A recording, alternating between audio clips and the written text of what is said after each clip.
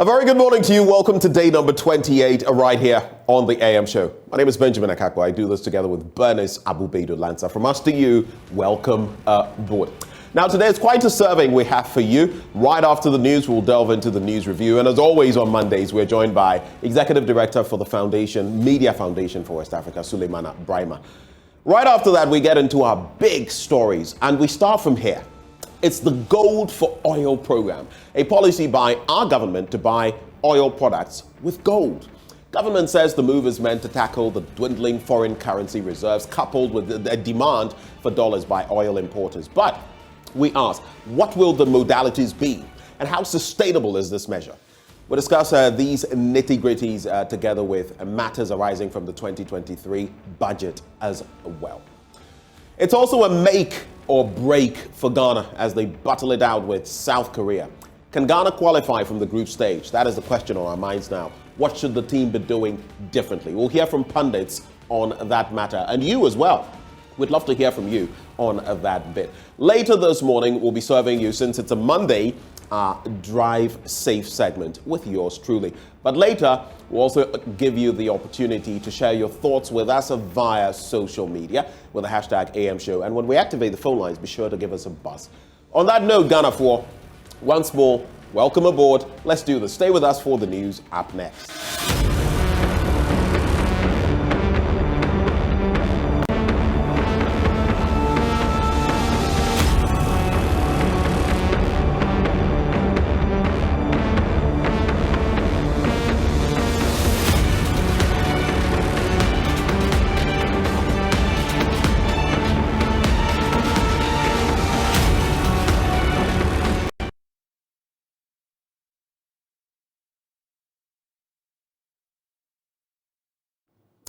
Thank you for having stayed with us for the news. Now, in our first story, concerns have been raised about the continued reduction in the budget for kindergarten education in Ghana.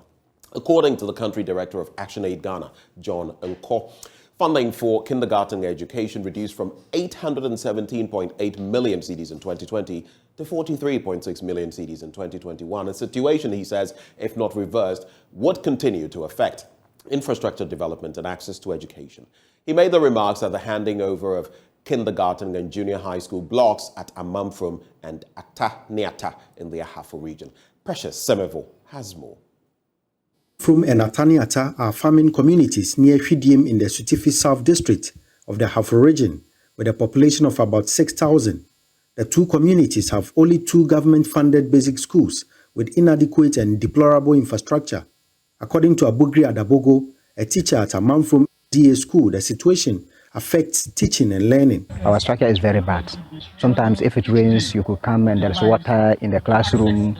The teacher has to suffer to clear it out and wait for at least hours for it to dry even before he can continue teaching. Areas that are the infrastructure is good, sometimes we don't have, there's no enough desk to accommodate the children. To enhance early childhood readiness, ActionAid and their partners put up a 2-unit KG block and a 3-unit JHS block with ancillary facilities for pupils of Amamfrom and Ataniata. Here is the country director of ActionAid, John Nko, at the handing over ceremony. It is our firm belief that all this will provide a conducive environment that can lay a good foundation for a better future of the children of Amamfrom and Ataniata. It is our hope that in partnering with the District Assembly for the provision of a model educational infrastructure like this, we will as a nation realize the importance of basic education, including kindergarten, and take the necessary steps to shore up the number and quality of infrastructure available for basic formal education across the country. Obed Amwa Ewua, the headmaster for Ataniata JHS, said the facility means a lot, especially for female students. They've given us a structure where we have a urinal, then a changing room. That will also help the girls. Instead of when they are menstruating, they will go home and go and change and come. Sometimes they even soil their attire in front of their colleagues, and it makes them shy. And therefore, they go back home and they don't even return back. it will have a positive impact, yes, on the children in terms of attendance and the zeal to learn. John Inko, however, bemoaned the low budgetary allocation to KG education and wants the government to reverse the situation to aid infrastructural development and access to education. Funding to the kindergarten sector of the education sector in Ghana reduced from 817.8 million Ghana cedis in 2020 to just 43.6 million cedis in 2021. ActionAid is particularly concerned about the outlook for the kindergarten expenditure. If these budget cuts are not reversed, it will significantly reduce early childhood school readiness and exacerbate existing inequalities between the education system. The government must begin to see education, especially at the basic level, as a right. Precious Semevo, JoyNews, Ataniata, near Fidiem. Now, African writers are asking governments to give more support to writers and publishers on the continent to help enhance the writing industry right here. According to them, writers document the stories of a people, and it is important that Africa resources its own writers to continue writing the African story for present and future generations. They made this call at an event to commemorate the 20th anniversary of the African Union at the W.E.B. Du Bois Center in Accra. There is more on that in this report. The AU20 Writers Residency Public Showcase was to commemorate the 20th anniversary of the African Union.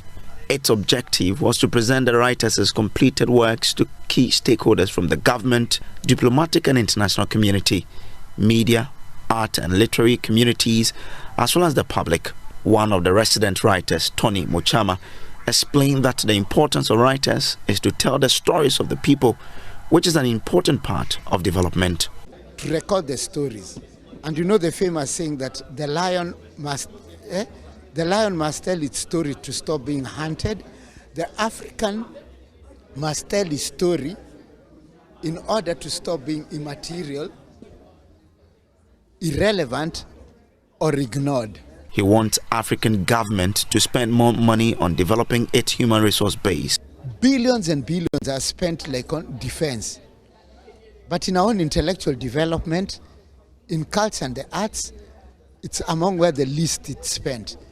A lot of money will be spent buying helicopters, missiles.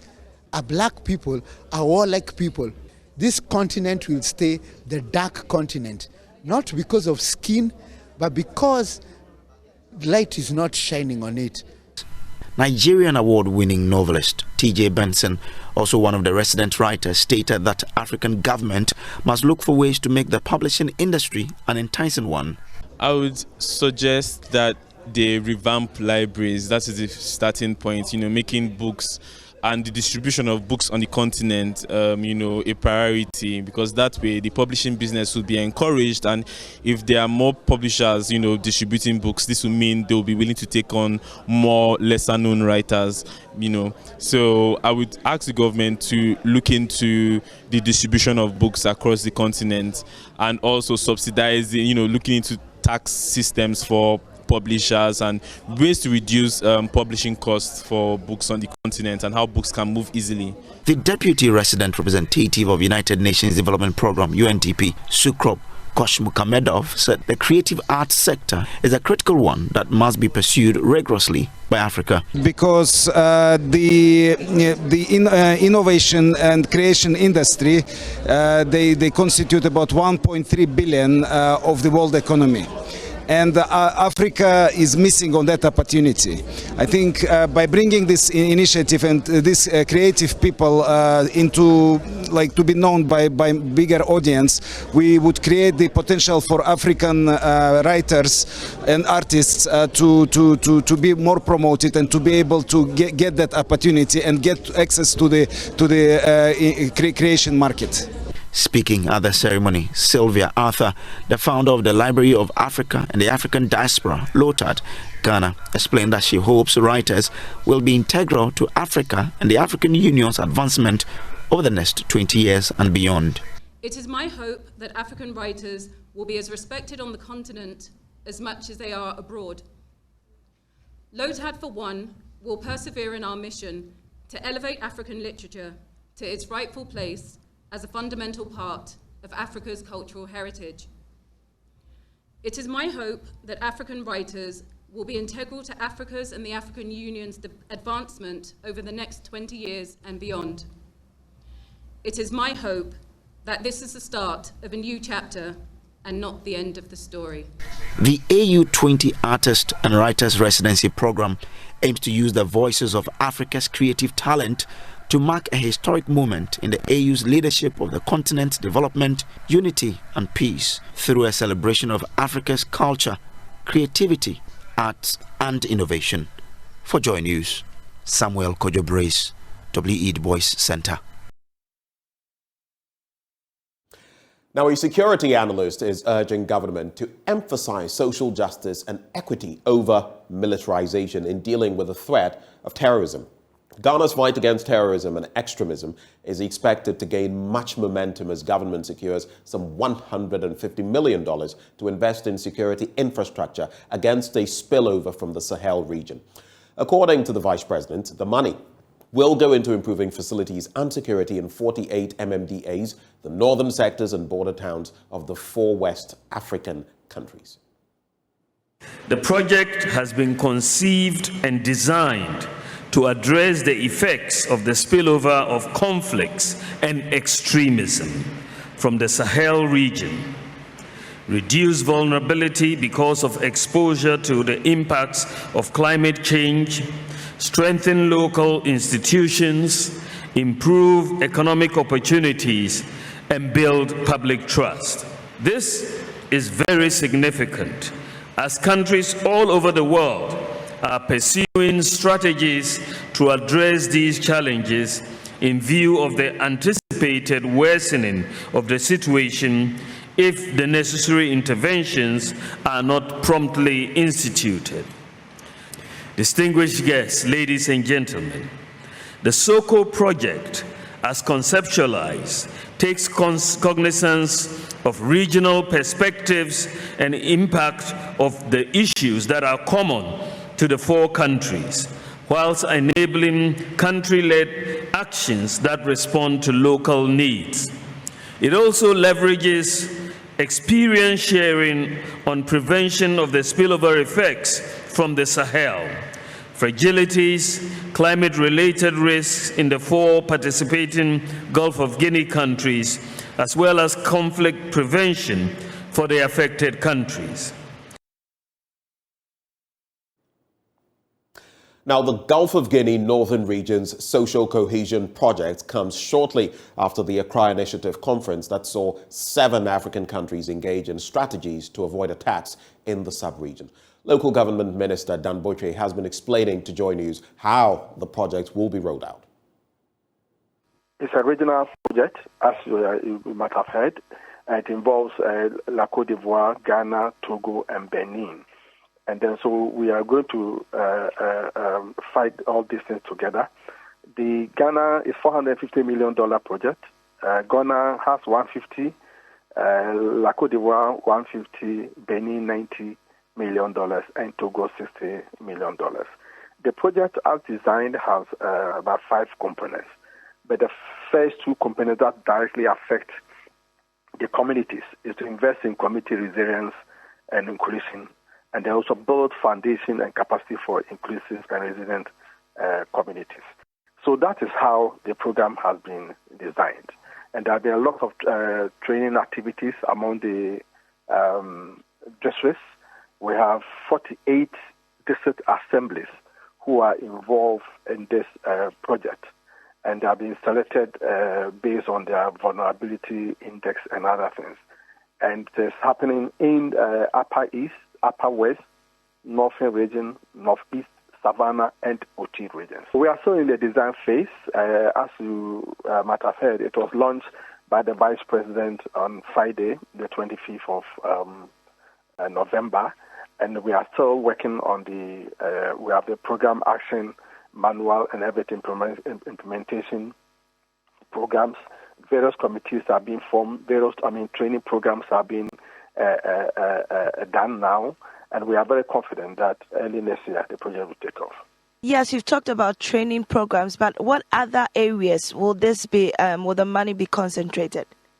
You see, it will require the component that deals with socio-economic infrastructure. And it will be demand-driven. Each district will be divided into clusters, making up of about 7 to 8 communities will form a cluster, and they will determine the things that they need. It could be schools, it could be chief compounds, feeder roads, dams, and all that. All these things will be done in the clusters that have been formed within each district. Each district also will have, each cluster will have a community facilitator, people who will be asked to wear existing communities in the various districts will be meeting together with chiefs, opinion leaders, building cohesion, so that to ensure that they are not susceptible to this extremists and the Sahel, the conflict and violence coming from the spillover from the conflicts and extremism from the Sahel region. So that's the whole idea, to build their capacity to make sure that they are able to withstand some of these pressures, and also take advantage to deal with issues of climate change that come along with these conflicts and extremism. But on the back of that, security analyst Addo says government must not lose sight of the relevant issues that engender the spread of these extremist activities. What we are beginning to see is better cooperation, better collaboration between the various countries. Like I always say, what affects one country has the potential of spilling over into another country, considering how closely knit we are within, West Africa. And it's important to recognize that not a single country can tackle all of this. The need for collaboration, intelligence gathering, and of course, the most important to all of this, to invest in human security is the key to preventing a spillover into Ghana and other countries within the littoral. You juxtapose the other initiatives that came before the Accra, you would realize that there was more concentration on militarization to the detriment of human security, which I must say is pushing a lot of people into terrorism. Okay, so this is what makes it different. Secondly, it is also quite obvious that we are seeing more cooperation from other countries as against, the others that has come before the Accra initiative. Intelligence gathering has also been okay. And the elephant in the room, I proposed it during the conference. I said there's the need for a standby force. So we are able to improve on the capacity of individual countries to counter the threats by coming together to collectively do that, okay? So it has been recouched into a joint task force. Even though information about it is a bit murky, it is not clear because it's operational in nature, and we need to be very tactful with the information we put out there. And it's also in the making. I think it would help, because for countries like Burkina Faso, the military lacks the capacity and the capability, and that's why we see coups happening over and over again, because they are not making any progress. Mali, the same thing can be said. But when we have a joint task force, which would comprise of military from different countries, member countries, put together and going where help is needed, I think that would help. But that doesn't necessarily mean that the approach is going to be military. But they are there to ensure that these militants are not able to gain more and more large swathes of land like we have seen in the past. Now, in our next story, Minority Leader Haruna Idrisu says the government's efforts to cut down expenditure will not yield any positive results if leaders like President Akufo-Addo are not seen to be frugal in these times. The Minority Leader referred to a portion of the budget that announced a reduction of government convoys and said President Akufo-Addo was the guiltiest and must be seen as leading the way. He argued that parts of the measures introduced in the budget would worsen the plight of the economy. Honest economy, and as I listened to the Honorable Minister for Finance, the 2023 budget statement is replete with evidence that government is simply broke and the economy in crisis, and an economy under life support that needs some resuscitation. Some of the measures may provide the relief that the economy needs. Some may exacerbate them. For instance, when you say you are placing a cap on employment into the public and civil service, how does that add to the already existing alarming unemployment levels of our country? When you are placing a cap even on enrollment to teacher and nurses training schools, not the payment of their allowances, how does that address the iniquities and the ratio of students to teachers or people to teachers, doctors and nurses to the Ghanaian public? But lessons to learn, colleagues. And I refer to page 58, in particular paragraph 224 of the minister's budget statement, when he stated, and I quote, "There shall be a reduction in the size of all convoys." Probably a time to learn from the President Atamio's example. But charity must begin at home. And it must begin at home with President Nana Addo Akufo-Addo, that from Monday afternoon, we will monitor closely the number of vehicles that will accompany him on his journey, in order that he would provide.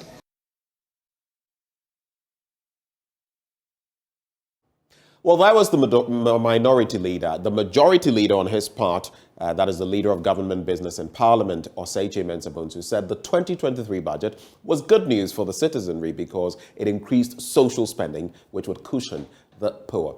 The 2023 budget announced an increase in school feeding grants, among others.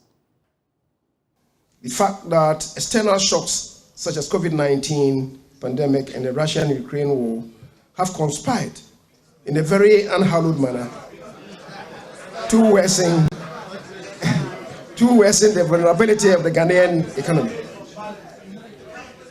These have created both internal and external imbalances, a declining economic growth, high inflation, and unsustainable financing of the current account deficit, a huge debt overhang, and a rapid depreciation of the cedi.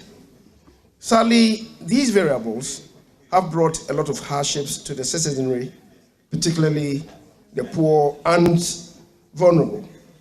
In this regard, the 2023 budget intends to cushion the populace through increased spending on social protection.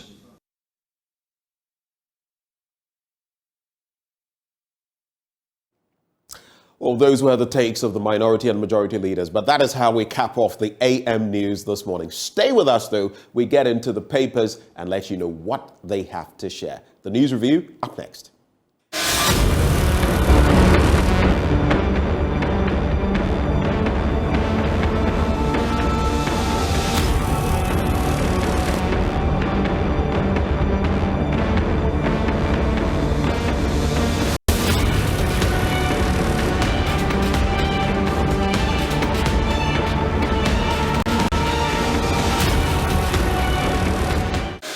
Thank you for joining us as we get into the news review. We have quite a stack of papers here, practically all of the major ones. We'll be dissecting them to let you know what exactly is happening in Ghana and beyond. Shortly, we'll be joined by Suleiman Abrahima, Executive Director, Media Foundation for West Africa. But how about we start with some sports?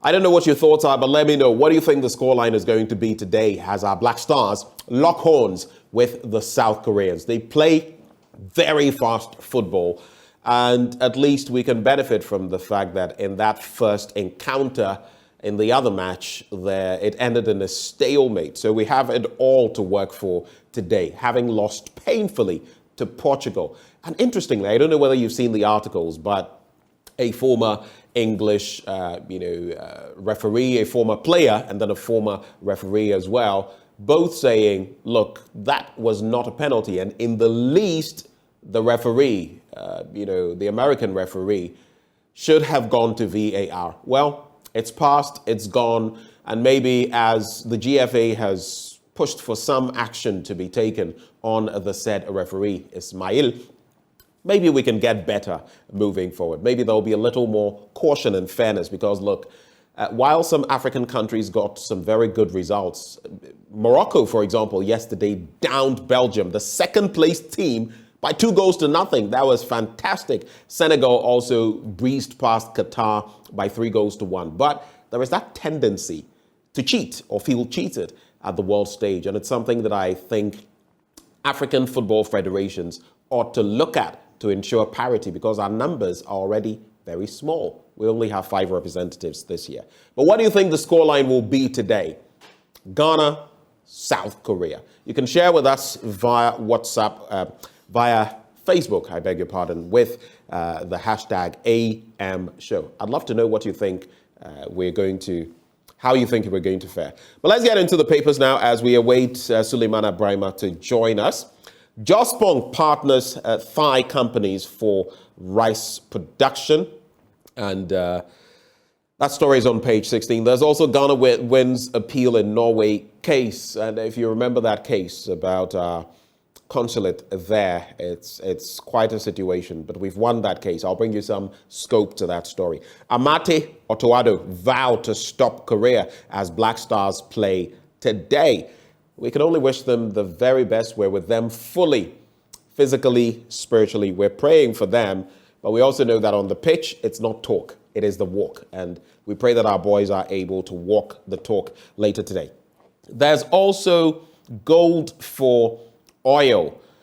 Mining firms directed to sell 20% for petroleum. And that story as well featuring in the Daily Graphic newspaper. Let's get into some of them and on the back page later do some sports. So gold for oil, that's the major one.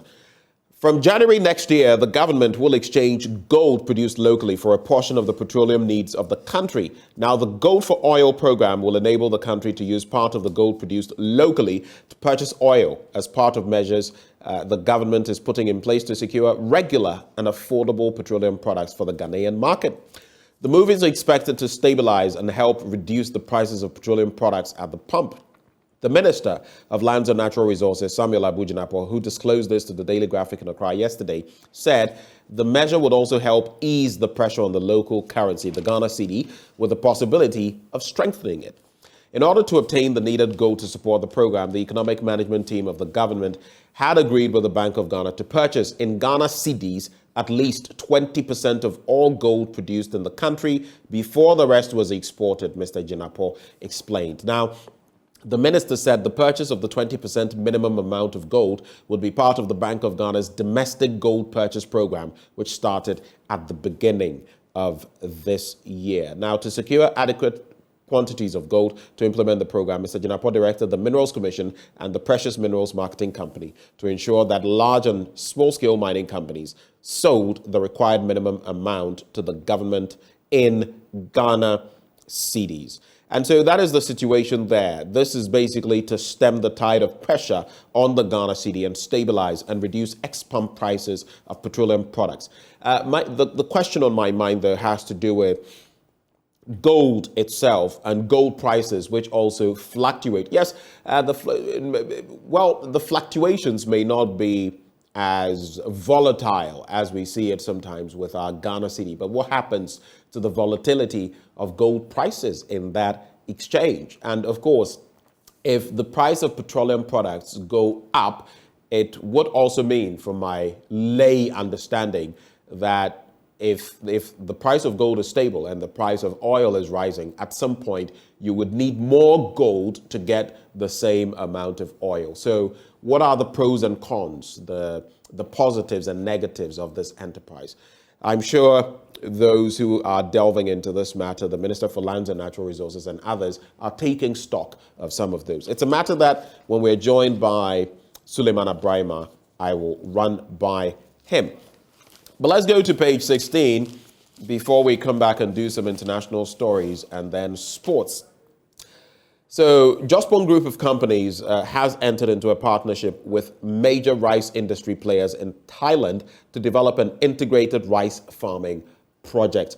The Thai companies will provide technical and equipment support for the entire rice value chain in the country with the aim of producing rice for the local and export market. The first batch of the technical team is expected to arrive in Ghana in December. Of course, this is relevant, this is important at a time like this because we know just how much the millions and tens of millions that we export when it comes to rice into our country. So any such moves would be welcome. I would also be looking at sustainability and the measures to be put in place because we're looking at public-private partnerships. How can this be fed into by government? How can it be fed into by the private sector to ensure that we can stave ourselves of that penchant for importing rice and do better in terms of producing it locally and cutting down the prices. Just over the weekend, I was interacting with some people over the prices of rice, and trust me, it is scary. Though I know I think rice and oil, it has gone down by just a bit. But the prices are very high on the back of the exchange rate. And obviously, anything to curb that situation would be a step in the right direction. There's also Ghana wins appeal in Norway case, and the Oslo Court of Appeal has, in a unanimous decision, dismissed an appeal filed by Youngsbro AS, the sellers of a property identified by Ghana for use as a chancery building in Oslo, Norway. The court considered the appeal by Youngsbro against the judgment of the Oslo District, that is the High Court, in December 2021 as unmeritorious and consequently dismissed it, awarding damages and procedural costs in favor of Ghana. So that's one albatross we've been able to get from around our necks, and we can move on with other matters pertinent to our national life. Let's take a quick look at some international stories and do sports and wrap it with the Daily Graphic. Teodoro Obiang wins 6th term in Equatorial Guinea. And this man, I'm sorry to say, is a reflection of everything we do not need in Africa. Why do I say that? Let me just give you some details, because I know, for example, that he's been in power for 4 decades and he's just won another term. The authorities in Equatorial Guinea announced on Saturday the re-election of Teodoro Obiang Nguema Mbasogo for a 6th term. The 80-year-old has been in power since 1979. 1979. In fact, to be honest, I wasn't born when he started ruling. Announcing the results, the head of the Electoral Commission said Obiang had won with 94.9% of the votes. And another thing, his party always wins with over 90%, guaranteed over 90% in a sham of an election. And I'm saying this not attacking another, African country. It's just about systems and this country and the resources they are sitting on. Anyway, the results of the general election solemnly proclaim His Excellency Obiang Nguema Mbasogo, President of the Republic of Equatorial Guinea for a term of 7 years, said the head of the Electoral Commission, Faustino Ndong Esono Eyang. Obiang had the backing of a coalition of 15 parties, including his own party, the Democratic Party of Equatorial Guinea. The percentages won by the opposition candidates were not announced, but trust me, like I've been saying, these figures and what emanates from some of these countries leaves a lot of us scratching our heads and wondering. I also go back to what Mo Ibrahim, British Sudanese businessman, once said about African leaders at a forum. He asked, you keep voting these people into power who are that old, 70, 80, 60-something, 90. I remember that leader from North Africa who, he was in a wheelchair bound. I've forgotten whether it was Algeria or Tunisia, all of these leaders, I'm not being ageist, but we need the young blood, the youthful energies of the youth. They are boisterous. They can do this, but the opportunities. And like I was saying, Mo Ibrahim was asking, we vote all these old leaders into power. Some of them, I'm sorry to say, like museum pieces into power. And where will they take us? To the grave? They are not my words. They are Mo Ibrahim's words. I'm not being ageist, I repeat. But the point is, we need a lot of youth. After all, the future belongs to the young people today. Well, that is the situation in Equatorial Guinea, and for me, it is a crying shame, a real crying shame. But Blé Good returns to Côte d'Ivoire after 11 years in exile, and former youth minister Charles Blé Good, who was acquitted of crimes at the International Criminal Court, returned home last Saturday to the Ivory Coast after more than a decade in exile. He arrived in Abidjan on a commercial flight around 1 p.m. and made no comment at the airport, which was heavily guarded by police. This reminds me of the Laurent Gbagbo situation, himself acquitted by the same court and later, yes, was able to return. In fact, there has been some closeness with current President Alassane Ouattara in the Ivory Coast. I think it bodes for well, it bodes for good, but whether they can sustain it. The Ivory Coast making great strides economically and others, and we can only wish them the best. Suleimana, thank you so much for joining us. I have already taken that gold for oil story where mining firms have been directed to sell 20% to government for use for the gold for oil program. I've looked at that. I've also looked in the Daily Graphic at Ghana winning its appeal case in Norway. It has to do with the Oslo, Ghana consulate situation there. I'm sure you remember that story. And finally, I was just, going through the fact that Teodoro Obiang in Equatorial Guinea has won a 6th term. He's already been in power for over 40 years. What's your quick reflection on these stories, very quickly? Well, I think on the Gold for Oil program, we are at a point where the government would have to take very urgent steps to ensure that we continue to have oil supply, because conversations with experts in the industry points to a very, very bleak future if certain quick steps are not taken. And I'm sure that is why the government is implementing this policy. I'm just hoping that it will be a policy that will go down with the firms in that sector, because it's also important to ensure that we do not jeopardize our investment climate, even as we are trying to overcome these turbulent winds within the economy. For me, the question that I keep asking is, why would it take this particular situation for the government of the day to begin to implement certain measures that ought to be implemented by virtue of the country being a third world country or the country being a developing country? If you look at the measures that the government has put in place in terms of, no V8, no V6, and so on and so forth, why would it have taken where we are now for the government to implement a policy like that in order to cut costs? So, well, maybe those are the lessons that we have to learn. But like I said, I just hope that the industry players would play ball on these policies, because sometimes it's one thing enforcing the law and another thing getting the other party to comply. So I just hope that it goes well. Teodoro Obiang, 6th term. The last time I was reading, I was told, or what I found was that he even won the election by some 99.something%. So it's 94+%. In fact, he has always won elections by over 90%. The minimum, it would be in the 90% range. Yeah, and that certainly would tell you the kind of democracy they are practicing. I think it's just elections to validate something, and not a credible election that ought to be experienced in a democratic environment. As I keep saying, whilst these things are happening, the AU looks on until maybe one day things go bad, and then they begin to impose their sanctions and deploy troops and all of that. I hope that the AU, its protocols on democracy, elections, good governance, and all of that will begin to be enforced, so that we don't continue to have these kinds of things happening. If it's Africa that must be democratic, we must ensure that countries are being democratic rather than these kinds of charades that pretend to be democrats.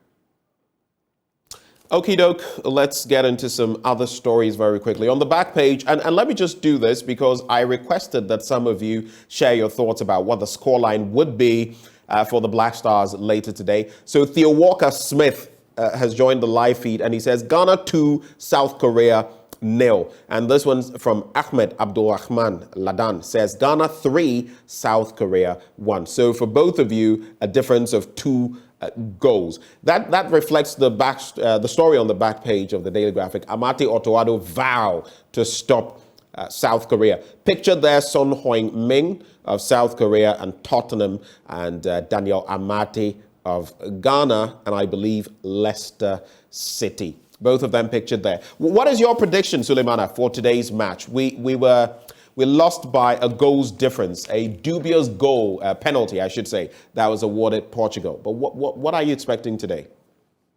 Well, I should say that I really did not have that much confidence in the team, except that out of patriotism, I hoped that they could do well. But I was seriously impressed with the performance against Portugal.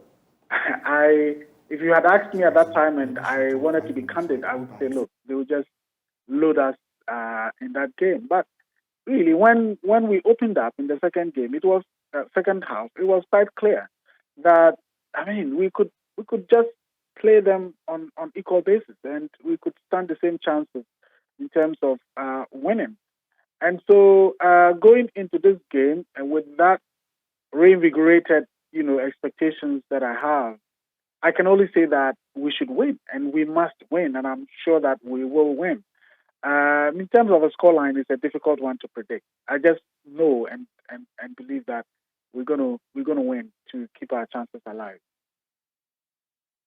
We can only wish the Black Stars the very best. They are our team, and their success is our success. The Ghanaian Times newspaper now.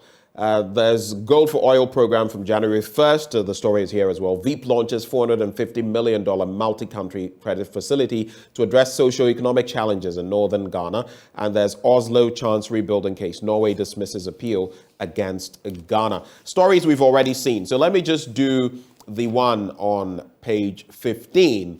Let me just get that story on page 15. Well, before that, on page 13, government urged to set up children's fund for adult life support. And one of the stories we took today, for example, the low investment in kindergarten and lower level education at that level. But on page 15, Veep launches $450 million multi-country credit facility to address socio-economic challenges in northern Ghana. And the Vice President has expressed hope that the rollout of the Gulf of Guinea Northern Region's Social Cohesion Project, that is the SOCO project, will address key socio-economic hurdles facing people in the northern part of Ghana. He said it was an undeniable fact that many parts of the north had, over the years, been hit by acute economic challenges. And the rollout of the project was a timely intervention because it had the potential to correct some of the key emergent and recurring challenges in the northern part of the country. The launch of the project here in Bolgatanga was preceded by a regional sensitization exercise by the Ministry of Local Government. Now, I've heard talk about the $150 million and the collaboration, Ghana, Togo, and I believe the Ivory Coast, among others. What do you make of it? Is this what is going to help stem the tide of the terrorist threat to our land, especially as there is a monetary aspect to it, like we heard from National Security Minister Khan Dapar recently? What's your take? Well, it's a positive development, but it's difficult to conclude that this would be the answer to the threats that we face from the terrorist groups and the insurgent activities in the Sahel region. We are beginning to see a spillover of refugees into many parts of the Upper East region. I don't think that, yes, money is a necessary condition, but certainly not a sufficient condition to deal with the problem. We need to effectively sensitize our people. We need to beef up security over there. We need to engage multilaterally and, as a group. I am not too comfortable with the approach of ECOWAS towards this. It appears that every country for themselves and, God for us all. I think we've gotten to a point where we need to see a strong multinational approach towards combating the menace that we face, because it started with Mali, now it's in Burkina. Niger is caught up in the middle there. We've seen an attack before in Cote d'Ivoire. We've seen multiple attacks in Togo. So we certainly are under a very, very serious threat. The money is important, but I think what is needed is beyond money. And we don't want to wait till there's a strike before we start to panic and react desperately and all of that. So yes, Right. it's a great intervention, but we need more to be done. All right, but this is an interesting story. I think I should get into it. On the back page, on the back of the football that we're playing today, Fianu urges stars to take own referee to South Korea game. Now, the chairman of the Ghana League Clubs Association, that is GALCA, Mr. Kujo Fianu, has called on the Black Stars to carry their own referee into today's World Cup Group H game against South Korea. But what does he mean? Ghana will face the Koreans to a potentially blistering afternoon of football but at the Education City Stadium, hoping to pinch victory to put them back into contention. The referee in the game, he's quoted as saying, against Portugal, Ismail El-Fath, was clearly against us, and I agree with him. He took a bad penalty with Cristiano Ronaldo, converted to put his side in the lead. This should serve as a wake-up call for the team. The players must know from now onwards that they have no referee on their side. And just as the legendary Azuma Nelson would do in the boxing ring, they should also carry their own official into the game. Basically meaning that do what must be done so that cheating won't be able to affect you in any way. Your thoughts? Quick one. Well, I certainly agree with him. I was also very, very disappointed with some of the decisions of the referee in our game against Portugal. And so, yeah, I mean, there are people who are of the view that an African team hasn't gotten to, even the semifinals, not to talk about the finals before, sometimes because of these bias against African teams. And so to have the psyche that, look, I'm going into this game, I'm not going to depend on any favorable decisions of the referee in order to win, but I'm just going to do what it takes. Of course, that doesn't mean that you don't go by the rules. Yes, I'll go by the rules, but I'm just going to make sure that I am winning, and a referee cannot deny me of the win, whether they are biased or favorable towards me. With that kind of mindset, if you go in and you have a referee who is just going by the rules and fair to all or to both teams, fine. If you have a referee that is having some mindset that, look, if I get a chance, I will favor the South Koreans, and you don't provide that opportunity, suddenly you stay on top of your game. And so going into the match with that kind of mindset is certainly what we need. All right. Let's get into Republic Press. I'll not read any story from here because most of them are self-explanatory and we've discussed them. But Gender Ministry champions 20-year imprisonment for gender-based violence. That's something I'd love you to react to.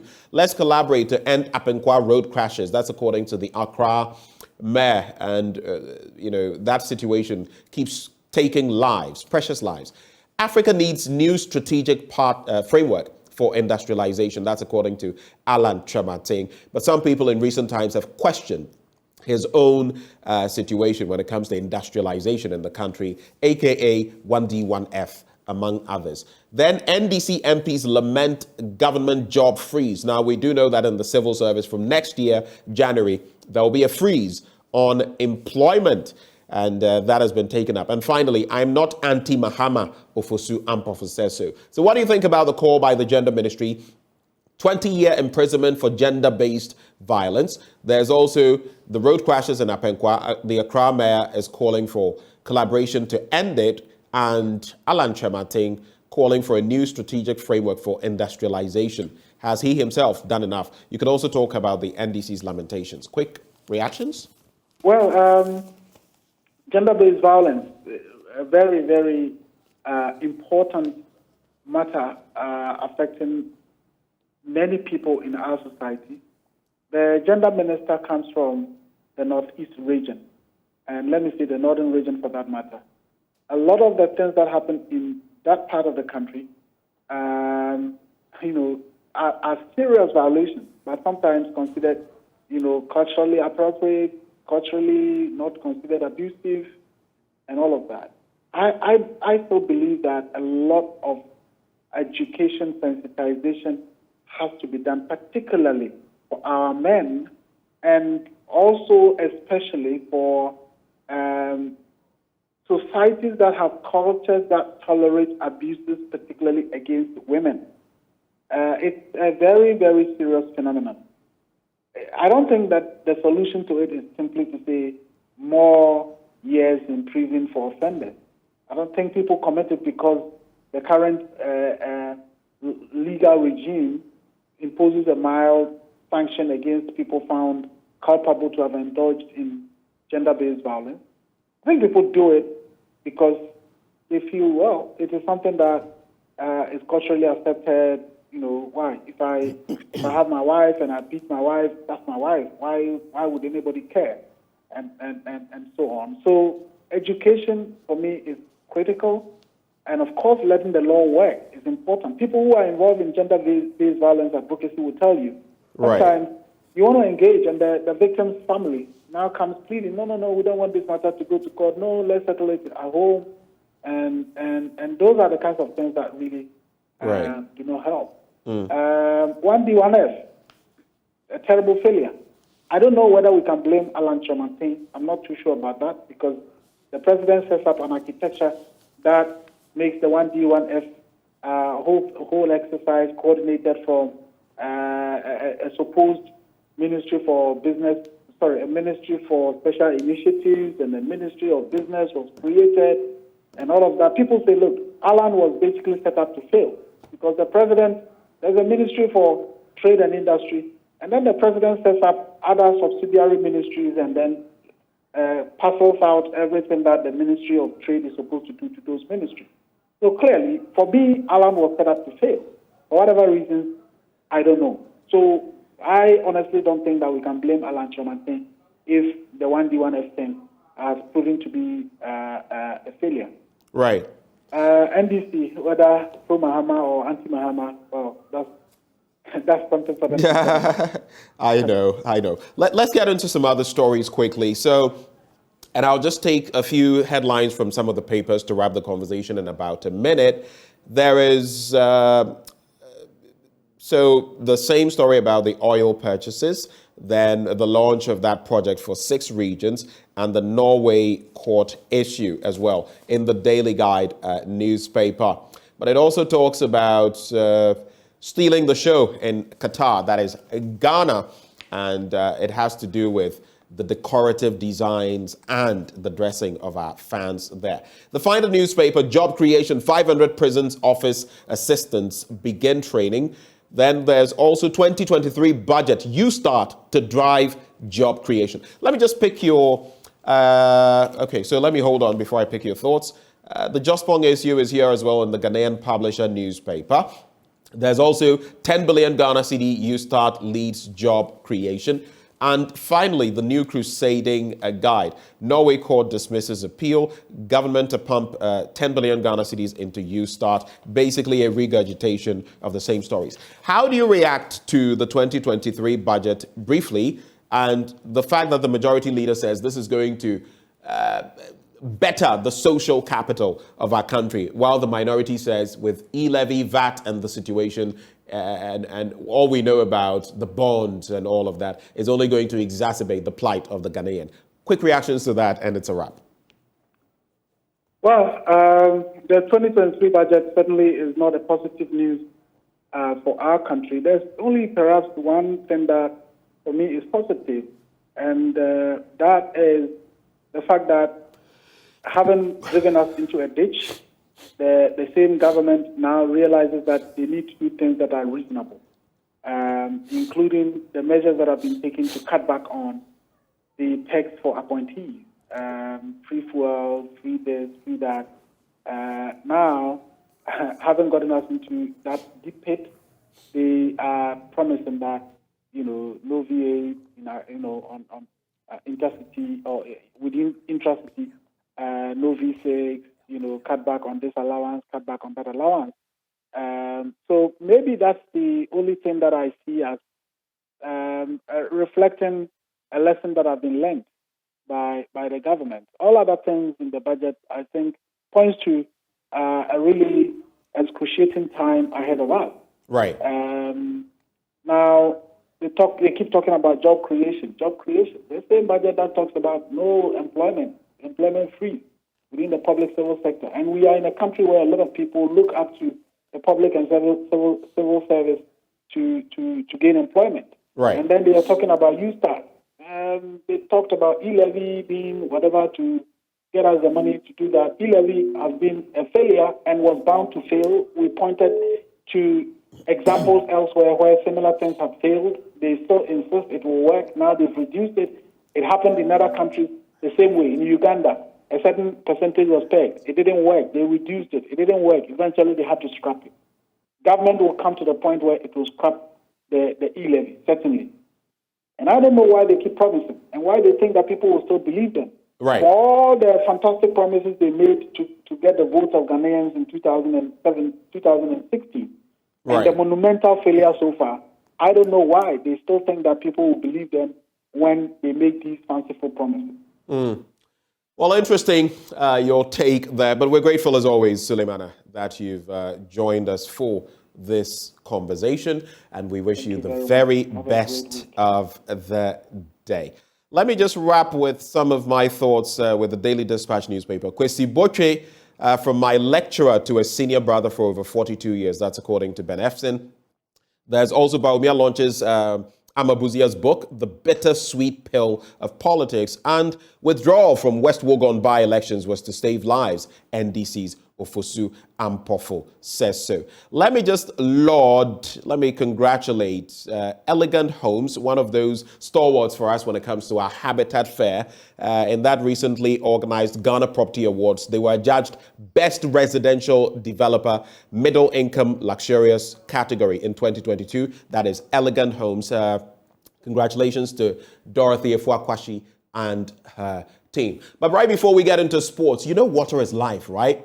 It regulates your body temperature, keeps you alive and kicking. Awake is premium purified water treated through a strict purification process to ensure that every bottle on the market refreshes you better.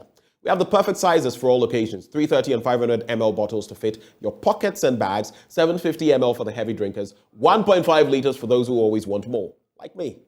Now, we've introduced our special 19-liter jars for offices and homes. Now you just need to stay awake with Awake Purified Drinking Water wherever you go. So come on, grab a bottle of Awake Water and get quality hydration. Awake Purified Drinking Water, one for life. Remember, for every bottle you purchase, an amount is donated to the National Cardiothoracic Center. It's produced by Casapreco. For bulk purchases, just call 0262 351 251. This advert is FDA approved. On that note, Ghana 4, let's settle for sports. Today, our Black Stars are going to do the do. They're going to win for us. Say Black Stars, go Ghana. Sports up next.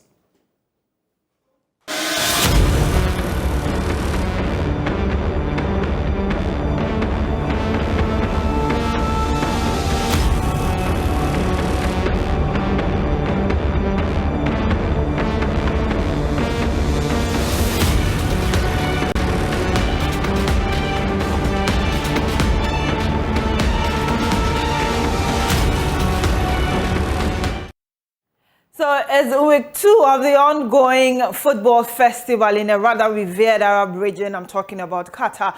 And we've had some upset, some turnaround of events, especially for most that lost their openers in the ongoing tournament. Will Ghana be that lucky today as we draw our boots and lace up against the South Koreans in our second match of the ongoing tournament? A lot have said that Ghana is always lucky when it comes to second games in the tournament. That luck has to shine on the Black Stars and Addo today to make sure that we're able to sail through from that group and make it to the next round of the competition. My name is Abigail Sanasoso. Warm welcome to AM Sports here on the JoyNews channel. But my colleagues Gary Al Smith and George Addo Jr. have been giving us all that we need to know, keeping us up to speed with everything happening in Doha, Qatar, and they have put this report together for us as we preview that game between the Black Stars of Ghana and South Korea. Team Ghana are done training and are almost ready to face the second game of the World Cup here. Now, do you know that in the history of Ghana's campaigns in 2006, 2010 and 2014, they've always had a great performance? Did you know that? George, tell them. In 2006, which was Ghana's first World Cup, we lost the first game to Italy by 2-0. In the second game against Czech Republic, against all the odds, Ghana won by 2-0. And then in 2010, Ghana met Serbia, beat Serbia, had to beat Australia to get themselves into the round of 16 and drew. But it was a good performance, finished in a draw. Then they lost against Germany. So then again, the second game was good. What happened in 2014, George? In Brazil, the Black Stars lost their first game to USA. In the second game, they had to pull off a fantastic performance and get a result against Germany. Guess what? One of the best games of the tournament, 2-2. So we can call it the second game syndrome. But guess what? Of the 4 meetings between Ghana and South Korea, it is South Korea who won the second game against Ghana. Ghana has won 3 and Korea has won 1. Which brings us to our coverage of this game at the Education City Stadium. Yes, and you know, we're expecting a fantastic game, and it's live on television on Joy Prime and live on radio on Joy 99.7 FM. Follow us on our social media accounts, Joy Sports GH on Twitter, Joy Sports on Facebook, and of course, Joy Sports at GH on Instagram. 1 p.m. Ghana time, 4 p.m. Qatar time. Let's do it.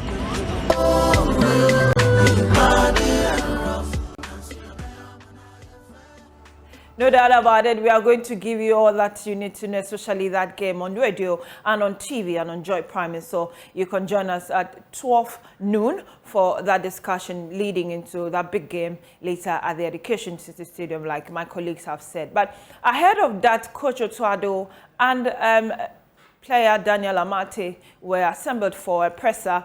And Coach Addo, amongst other things, reiterated that he will give a good account of himself and his players against South Korea. At the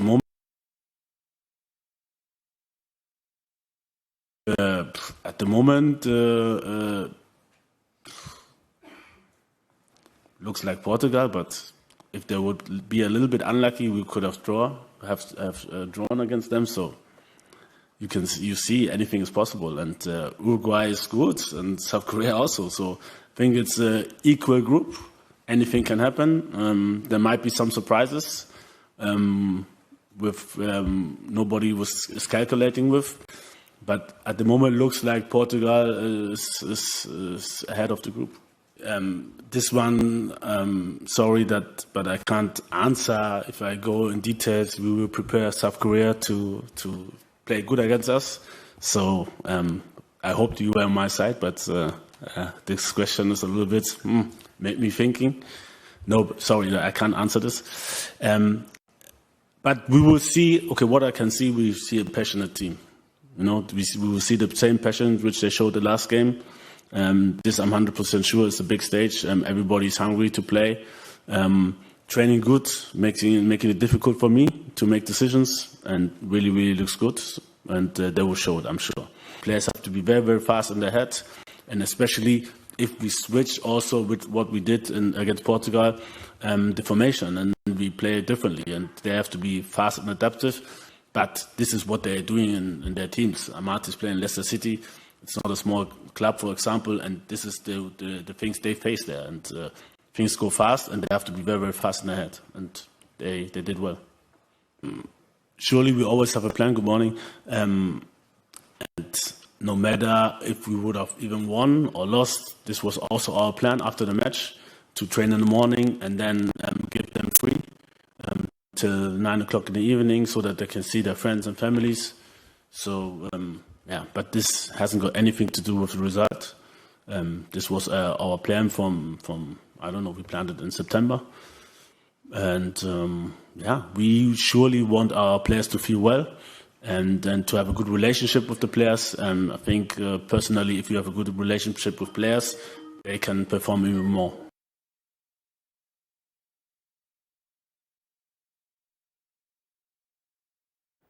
very expressive of Coach Addo, and he says that that same passion will drive them on. But I keep asking, what level of passion do we need to run fast and past the South Koreans? Only 1 p.m. on the pitch at the Education City Stadium will tell us. But I've been joined by seasoned brains when it comes to the game and the coverage and all, and they're going to share their views with me on how the Black Stars should prepare against that one and what they are expecting ahead of that game later this afternoon. So if you can hear me, Kaltufo, thank you very much for joining. And Coach Nanajiman, I'm also grateful for your time.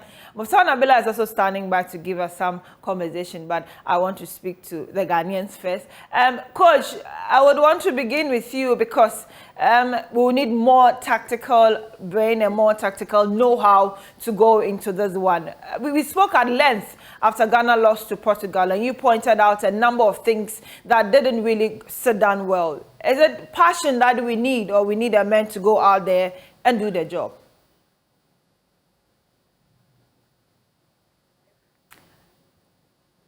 Coach, can you hear me? Good morning. Good morning to you, and good morning to all your viewers. Yeah, of course, good morning to Carl as well, and Muftau. Long time, Carl, I haven't seen you, but I've been watching you. You need a certain amount of passion, of course you do. It's always necessary, but it's not the passion that's going to win the game. It's the technical and tactical, individual and collective discipline, the focus and concentration. And you know, the coach needs to set them up so they have a chance of winning. I think when we played Portugal, as I said, we had 5 in the back there. I didn't think that demonstrated that we had confidence that we could go out and do the job. It demonstrated to me that we were more prepared to absorb the pressure from the Portuguese. You can't absorb pressure for 90 minutes and not concede. It's not possible. I think we need to take the game to the South Koreans because they have very high energy levels. This is a 90-minute game, but I can tell you this, that their energy levels equip them to play for 120 minutes, even though it's not going to be required. So we'll have to match them boot for boot in that regards. The game will be intense, and it will be based on pressure. We must press them, even in their own half. We must press them, try to force errors, ensure that they have to play balls long so that they concede possession. And the transition, once we are in possession, needs to be very quick as well.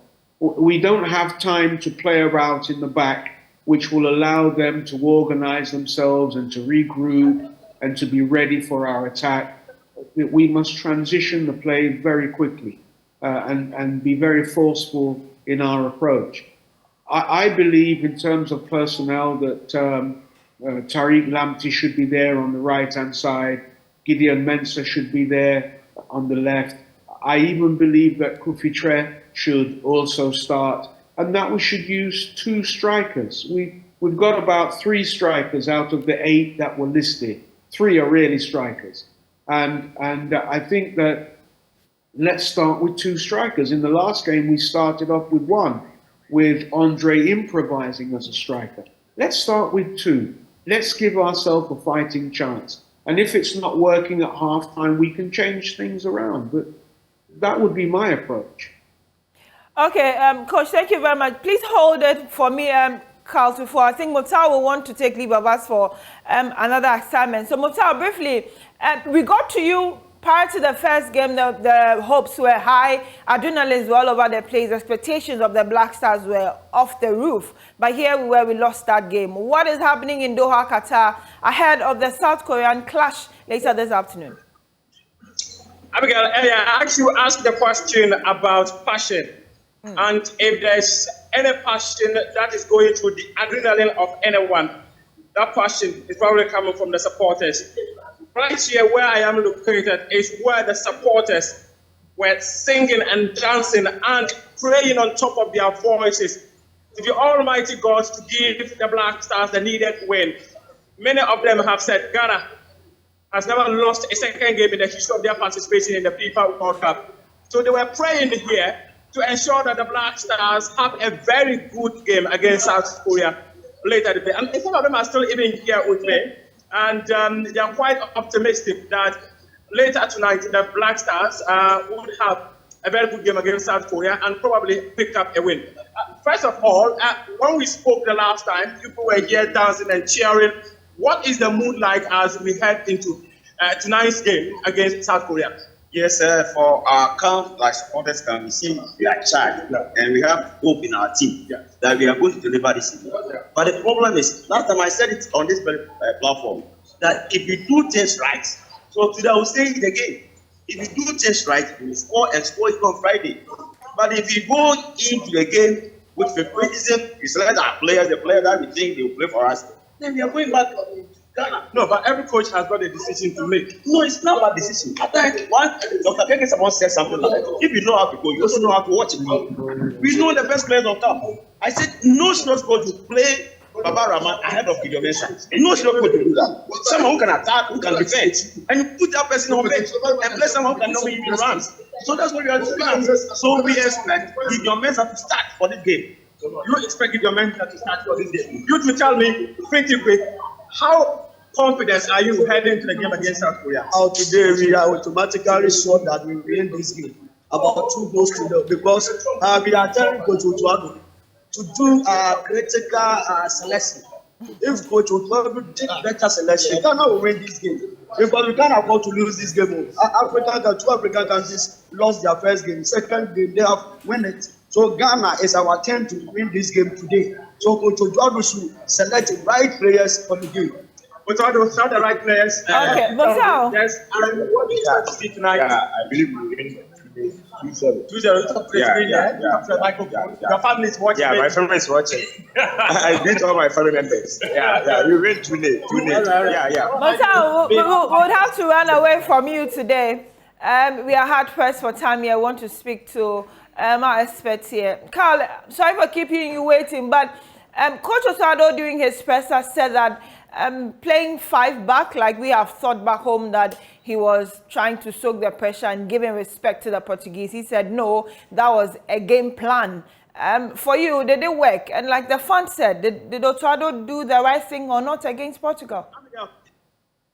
I barely heard the question because of the noise that was coming through from Mufsal. Okay. So if you Carl, I'm sorry, I would have to take that again. So I was asking that for Addo during his presser, he said that playing a 5 back was not any form of showing and the Portuguese side some respect, that it was a game plan. We have not spoken after that game. So briefly, do you think that if it were a game plan, did it work? And are we that optimistic that he did the right thing? And going into this game, what should we do? We need to win that one. Well, I think it was a game plan. You can't run away from that. Many of us, as Nana said earlier, had been clamoring for the 3 centre-back system to accommodate both Jiku, Amati, and Salisu. Yeah. And then give the wing-backs the freedom to run forward so that, in effect, when you were attacking, it was going to be like a 3-4-3 or a 3-5-2, depending on what you did up front. Okay? Yeah. I thought the major problem was the left wing back row. Maybe they should look at it. But from experience, I know that coaches always give people a second chance. So that's one thing. So it wouldn't surprise me one bit if he maintained Baba Rahman. Having said that, I think the one thing that I noticed, I don't think Andre has got the legs to go back and forth again. Yeah. So I think it's a simple role for him. If I were in charge, I'd just either dump him up front and tell him don't come back because he hasn't got the energy for that, and look for the little chances that will come your way. Or you don't start with him and you bring him on as an impact substitute. Now that would make also a bit of sense to me. But don't let him play the role of playing behind the front person, of going back and forth. He hasn't got the strength and stamina for that. Okay. Either you lump him up front alongside Williams, or you bring him on as an impact substitute. Having said that, I mean, we have 31 million coaches in this country. Yeah. To me, before the tournament, I said I was not looking necessarily for us to qualify. Okay. I was looking to look for some teamwork, and the job really starts in 2024 with the victory in the Nations Cup. So I'm not too perturbed. Even if, God forbid, we do go out, I still expect to see some teamwork to build on right up until 2024. And I think we can have a team, and emphasis on the word team. Okay, let's go straight into that game this afternoon. I'm sure, like, even though you are trying to keep a measured expectation, you would wish that at least we win a game in the tournament, given how our African counterparts have come back strongly in their second games. Do you think we can also follow that trail and have a good scoreline after today? It could. Depending on one, how the team or the players play, but more importantly, depending on whether the VAR quotation marks is working. Because one thing that I noticed previously was that throughout the match against Portugal, there was no use of the VAR, even for contentious decisions. Listen here, there's been rumors that the VAR on that particular day didn't work. It's both positive and negative for us. Yeah. Positive in the sense that Halidu would have had a red card if the VAR had looked at it. Yeah. The penalty would not have come, and maybe the third goal would not have been accepted with those lines being drawn. Having said that, it is imperative that we get off to a flyer. We do not need to concede first. That's the main bane of the team. Okay. Conceding first. Listen, you've got quite a few individual players who can gel with one another. Look at it. Look at the team in its entirety. And just maybe, I know I'm going to be controversial here, maybe we need to look at Jordan and see whether we start with him. Because I keep on asking myself, if Roy Hodgson, Patrick Vieira, and all the other Crystal Palace coaches keep on fielding him, then there must be something he's doing right. And maybe we need to stop looking at the goals that he doesn't score, but look at his work rate and get him involved in one way or the other. Okay, Carl, thank you very much for your time. I'm sure we will get to talk after that game later today and then see if they really paid attention to all that we have mentioned this morning. Thank you so much for your time. Pleasure's mine. Okay.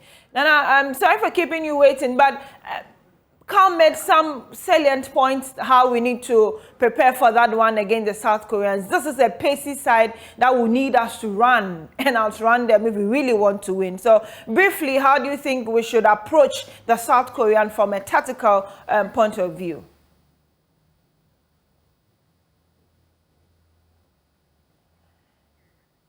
Okay.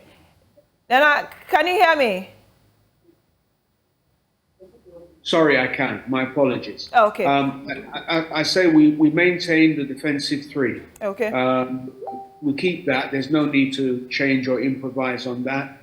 And we spread Lamptey, Samad, Che, Party, and Mensah right across the middle of the park.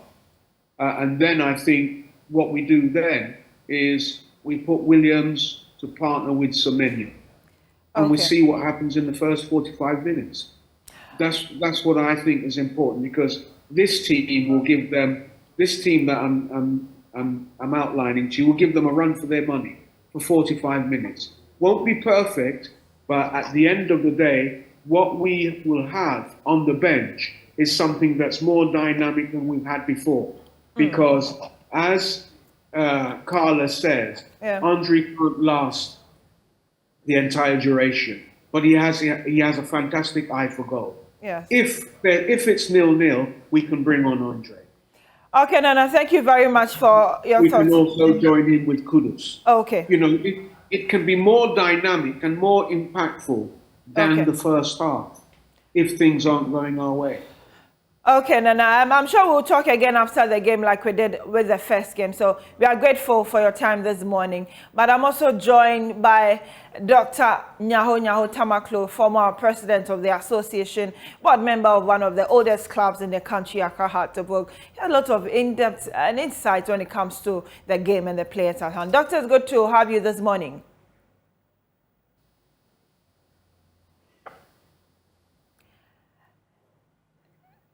Doctor, good morning. Good morning.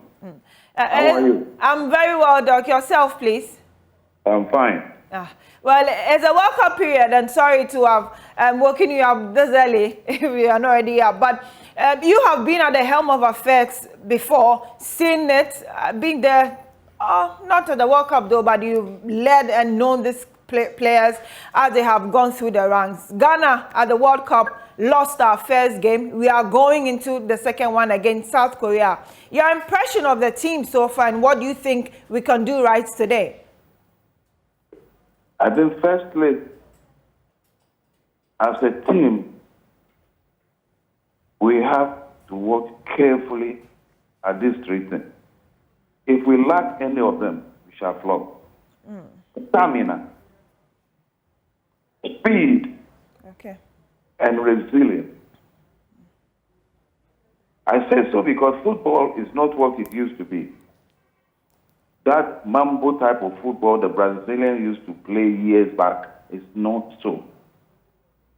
Any team that has got the stamina, speed, and resilience, if you watch carefully, these are the teams winning matches at the moment. And those who displayed it beautifully from the African continent was Morocco against Belgium.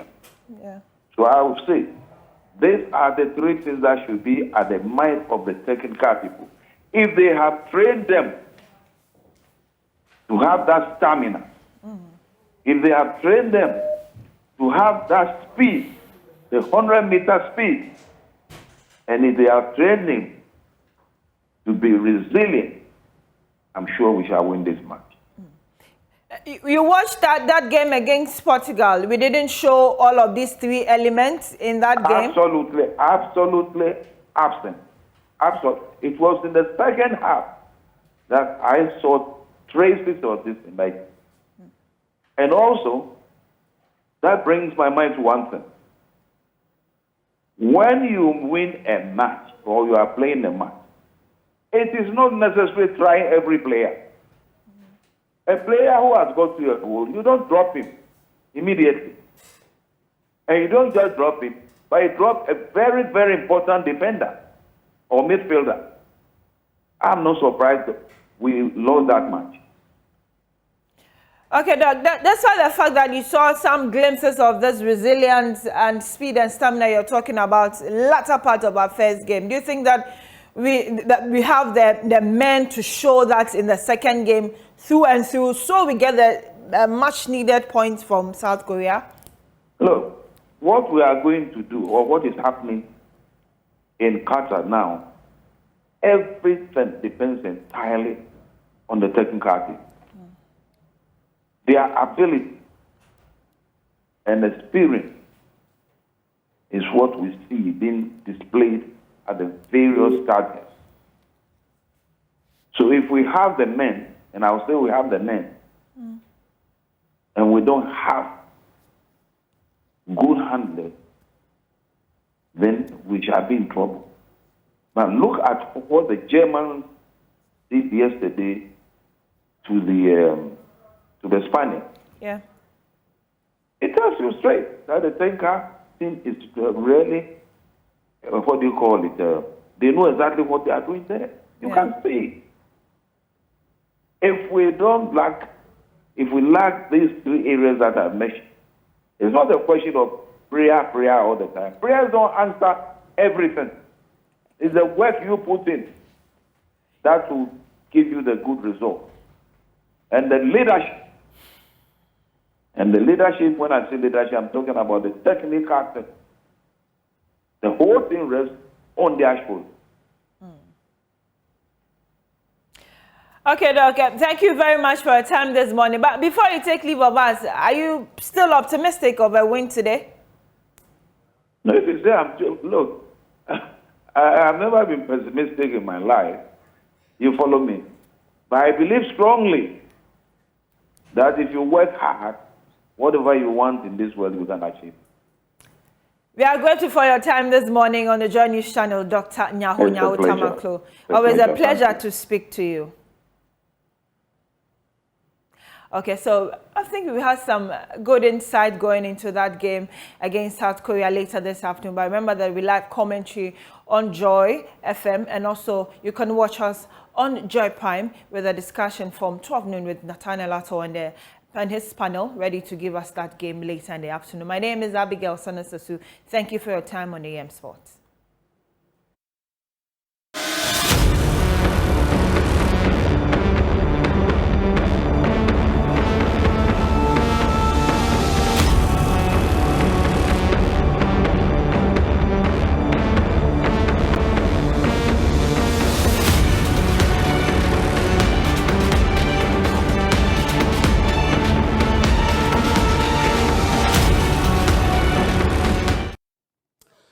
A very good morning to you. Thank you for staying with us on the AM show as we dig into our big stories.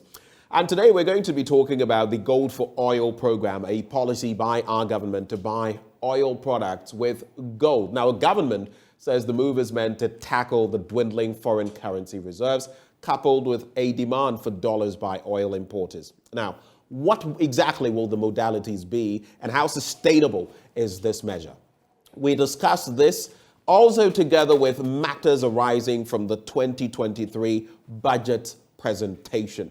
We're joined by our guests shortly. We'll be interacting with Dr. Steve Manteau, formerly head of the Public Interest and Accountability Committee. He has been gracious enough, though on very short notice, to join us this morning. Doc, a very good morning to you. Good morning. And good morning to your viewers. Great. We'll also be joined by Dr. Aka shortly and Dr. Abu Sakara Foster of the National Interest Movement. But let me start with you. I know you're raring to go when it comes to the bit about gold for oil. But I would like to start from what the 2023 budget had to share with us on the e-levy, on VAT, on tax waivers for foreign entities, on myriad aspects of our society. LEAP, for example, is going to get more beneficiaries because more funding is going to go there. That was touted by Majority Leader Oseiche Mensah-Bonsu. But on the minority side, they said some of the policy measures would impose a lot of hardship on the ordinary Ghanaian. What are your brief takeaways from Budget 2023?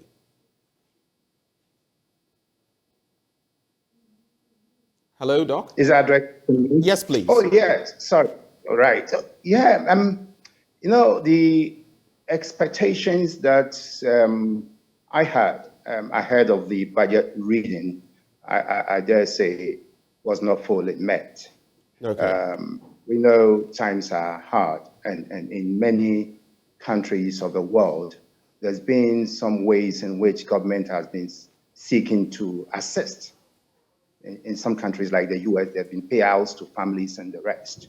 And so the least we could do for our people in these difficult times would be not to increase taxes, especially when it comes to VAT, because VAT is a regressive tax.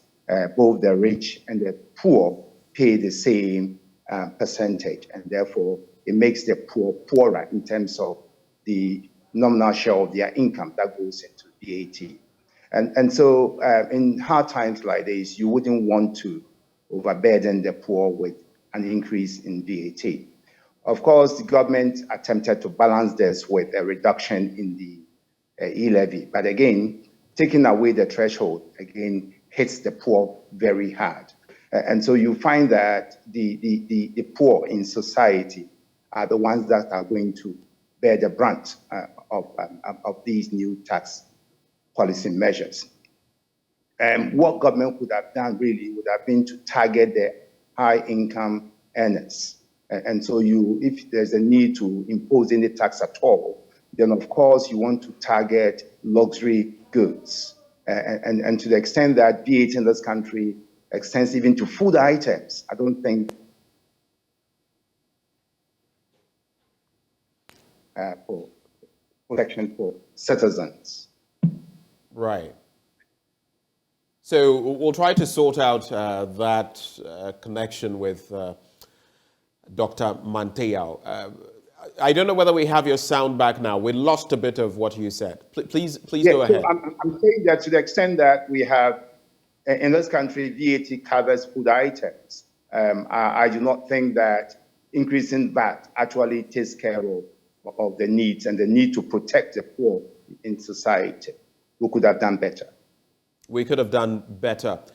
So do you feel this will compound the situation when it comes to the poorest of the poor? We've been battered by COVID-19, and now the Russia-Ukrainian war, which has spawned part of what we're seeing.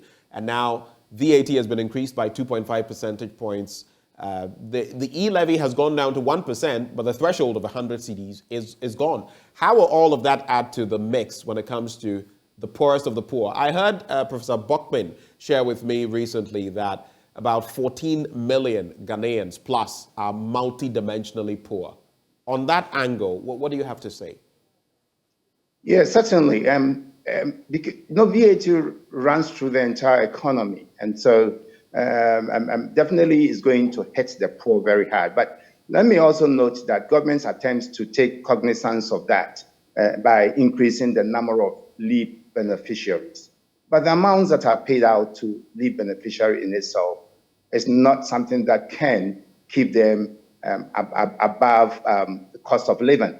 And so definitely many of our people are going to live below the poverty line, even those receiving some help in the form of leave from government. Just hold for me, Dr. Manteo. Let me also bring in Dr. Abu Sakara Foster. Doc, thank you so much for joining us. He, of course, is founder of the National Interest Movement. Thank you, Dr. Sakara, for joining the conversation. Well, yeah. What right? Hello, Dr. Sakara. I mean, my keeper may line there.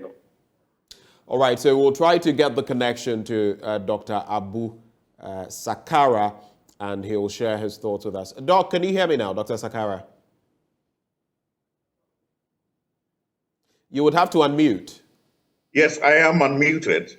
Great. I can hear you now. Okay, all right. Good to have you join the conversation this morning. I hope you're well. Thank you very much, and good morning to Dr. Steve Manteo as well. Great. I was just picking Dr. Manteo's thoughts on Budget 2023 and the different dynamics from VAT to LEAP to the e-levy to a cessation of employment, basically, when it comes to the civil service from January 2023, myriad aspects we can look at. And now, shortly, we'll be talking about gold for oil. But let's stay that subject for now. What do you make of Budget 2023? Is it going to alleviate the burden, especially of the poorest of the poor, now that we know over 14 million Ghanaians are multidimensionally poor? How will this impact us, good or bad? Well, I think the budget has elements of an old Clint Eastwood movie I saw called The Good, the Bad, and the Ugly. And the good thing about it is that we have woken up to the reality of the situation we're in. I don't know whether it's the full reality of the situation we're in, because some of the measures that are being taken, their quantitative impacts will not be sufficient to redress the magnitude of the problem that we are faced with. I think Dr. Manteo alluded to the fact that whereas some changes had been made in certain areas, they were not enough to cover, the intended benefits on the other side. And I think that from a quantitative point of view, that is essentially what it is. We're still dealing with the symptoms of what afflicts us in terms of an economic crisis born out of over-expenditure of government, born out of excessive borrowing, and a heavy debt burden, and then also born out of a refusal to accept the aspects of mismanagement that continue to drag us deeper into the deep waters. And I'm speaking about this not with respect to one administration, but across administrations. But of course, we're particularly concerned with this one because it is this budget that we're talking about. And I'll explain what I mean. I think the attempts to cut, reduce waste, and trim government are good in the sense that it tells us that at last we're waking up to the fact that you cannot have 120 ministers, 1,000 staffers, V8s for so many people, and then chief executive emoluments, etc. You can't have all those things for a country that has our income and the size of our country. You can't. It's as simple as that. So at some stage, you have to wake up to the reality and make the fundamental adjustments. That is one point. The other aspect of it is that even with all the good intention in the world, you cannot borrow a lot of money and spend it on aspects of services that are not directly in the growth areas of the economy like production and manufacturing. Because it's from the growth of the production and manufacturing that you get the internal rates of return in order to be able to pay for the loans. But if you spend it on the service aspects, health, education, it's not that those things are bad, but they're long term and they don't bring back the returns of investment as quickly as you want it to be able to pay for the loan. And therefore the deficit strangles you. So we've got to correct that fundamentally as well and reduce the proportion in which we spend on those relative to what we're spending in the growth areas. The other good aspect that I want to mention before I go on to the others is the intention of investing in these agro-industrial areas, etc., and areas of growth, etc. But when you look at the quantum amounts that are being discussed about those investments, they're very tiny. You know, you cannot then turn only to taxation to raise the revenue you need, because that is now turning into a scenario of squeezing blood out of a stone. Because even before we arrived at this point, the private sector were already complaining of, overburdensome of taxes and, etc. And also even individuals. So if you're now deepening the tax burden, then people will rightly ask, we'd rather have the nuisance taxes than these vampire taxes. You call them vampire taxes. Yeah, because they're now going to the point of sucking the blood out of what runs the businesses. So we have to be careful about that. Not that we don't want to raise revenue. Yes, we do. But we should invest more in the productive areas and tax those areas. We cannot forever and ever keep taxing, small and medium scale businesses, whose margins are already reduced because we all know it. The cost of doing business has gone high. Right. Fuel has gone high. Energy has gone high. Everything has gone high. So what are the profit margins? This is not a political statement. It's a business statement. Because when those transaction costs are high, it means their profits are reduced, and they have one of two choices. Either they reduce the staff, are you with me? But whatever they do, their profits will reduce. And when their profits reduce, what you're taxing is also reduced because you're taxing their profits. Right. So what you intend to get out of it and your projections of what you may get out of it will not be realized. And we've come to this point several times before. So I believe that the intention is good in the sense that we've woken up to a fundamental problem. That is, government is too big for the size of the economy we have. We have one of two choices. Either we grow the economy rapidly, and then we can afford to pay all these things, or we begin making cuts.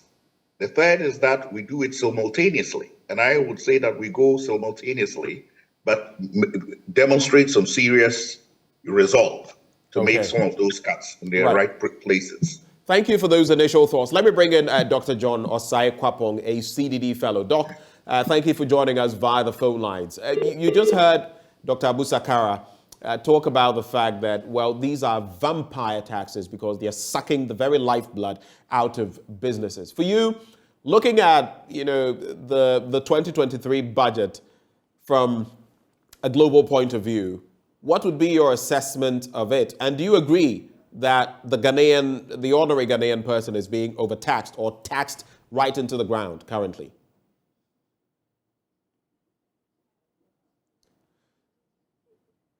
All right, so we'll try to reconnect with Dr. John Osai-Kwapong. He was with us a short while ago. We'll try to get the connection back on track. I just want to get his take on this matter before we move on into other matters. But Dr. Manteao, so just staying on the financial end, because I want us to wrap the conversation on that. Interestingly, we know that domestic bonds, at least from what Dr. John Kuma shared with us post the budget reading, that about 30% of that is going to be shaved off. In fact, incrementally, people are going to get their interest or returns. So in 2023, they'll get nothing. In 2024, 5%. In 2025, 10%. It's only in 2026 that these bondholders will get their returns as it would have come to them under normal circumstances. How do you react to that? Because it means they're getting a haircut for some 4 years. Any quick reactions? Maybe I'm also bringing it in because it affects pensioners. Their coupons usually go here. And this means that pensioners, poor pensioners, are going to be affected. Quick takes for both you and Dr. Sakara before I bring in Dr. Kwapong. Very much. I think Dr. Sakara made some salient points that I would like to pass a brief comment on, and I'll move on to your substantive question. You see, indeed, there's a certain level of recognition of you will find an attempt to deal with this by requiring that V8s are not used in towns and cities and the rest. But in terms of reducing the size of government, which for me is where the real problem is, where the real waste is, we don't see any effort. Government remains as big as it was before. In fact, for me, it's not just about the number of ministers, but also the number of deputy CEO positions created in all the parastatal and state-owned enterprises. In fact, some have as many as 3 deputy directors, newly created positions and all that. You go to some of the agencies too, they've been overstaffed. I mean, with party people, party foot soldiers and the rest. These create unnecessary expenditures. I mean, avoidable expenditures. And that is where, for me, we should be looking at if we want to cut waste from the system and not the cosmetic approaches that we see in the budget. Now, can I move on to your substantive issue? Yes, please. Good. It has to do with the what we call the haircut. It's rather unfortunate that we should go this route. Initially, when we heard rumors about a potential haircut, we had assurances from the ministry that it was not going to happen. And even at the time, people started withdrawing their investments. And so in a situation where government has turned around to announce a 30% haircut, that is going to undermine public confidence in government instruments. And for me, that is a fear, because a lot of the times the domestic market is the market of last resort. If you go out there, you're not able to raise, you come back to the domestic market. So if you undermine the confidence within the domestic market, then what it means is that people cannot trust you with their investments. And that, for me, will not bode well going forward for this economy. Right. Given the time frame that we have in the sunset clause of 2026, I can foresee many people recalling their investments and to avoid going through this pain of losing substantial portion of their investment. And they will begin to look elsewhere to invest their monies. Those who have not invested yet, or those who took the precautionary measure of withdrawing their investments ahead of this announcement, are going to look at other ways in which they can invest their money and get higher returns rather than investing in government bonds and other instruments. Interesting points you make there. Quick reaction, Dr. Sakara, very quickly, so I bring in Dr. Kwapong as well. Dr. Sakara, on that same point. Well, I think he's right. He's right on the spot there. Okay. You see, we've gone from a situation where people were afraid to have money, and then we came to a point where it was liberalized and people started earning money and having money. Now they've started investing money. And you have a situation where you've decided you're going to share some of that money with them because you're tight. And that is what is going to undermine the confidence of people, because that confidence has been built up from a period where people were afraid to have money to a period now where people are comfortable having money and they're looking for investments.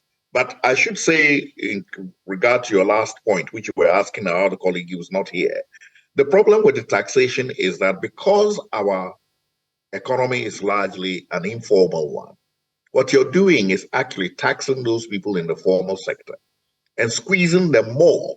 So it's not that all Ghanaians should not be taxed. Some of them should be taxed because they're not paying any tax at all. But if you can't get the money from those people, don't continue squeezing the people who you're getting the money from. That is the point I was making. John Osai Kwapong, we lost you on the line a short while ago. Doc, can you hear me? Yes, I can hear you. Great. Good to have you. Okay. We're starting off the conversation talking about the economy, and of course, Budget 2023 was read just a few days ago. What do you make of it in terms of taxation, VAT and e-levy and the dynamics? What do you make of it in terms of the bonds where we are looking at a haircut over the next 4 years? What do you make of it in terms of LEAP, for example, and the different dynamics? Is this going to help the ordinary Ghanaian? That's my question to you.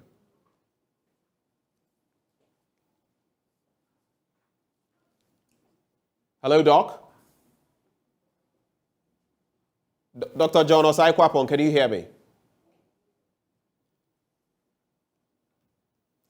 It appears we've lost Doc again. Dr. John Osai Kwapong, a CDD fellow. He was going to share with us his thoughts on that all-important matter.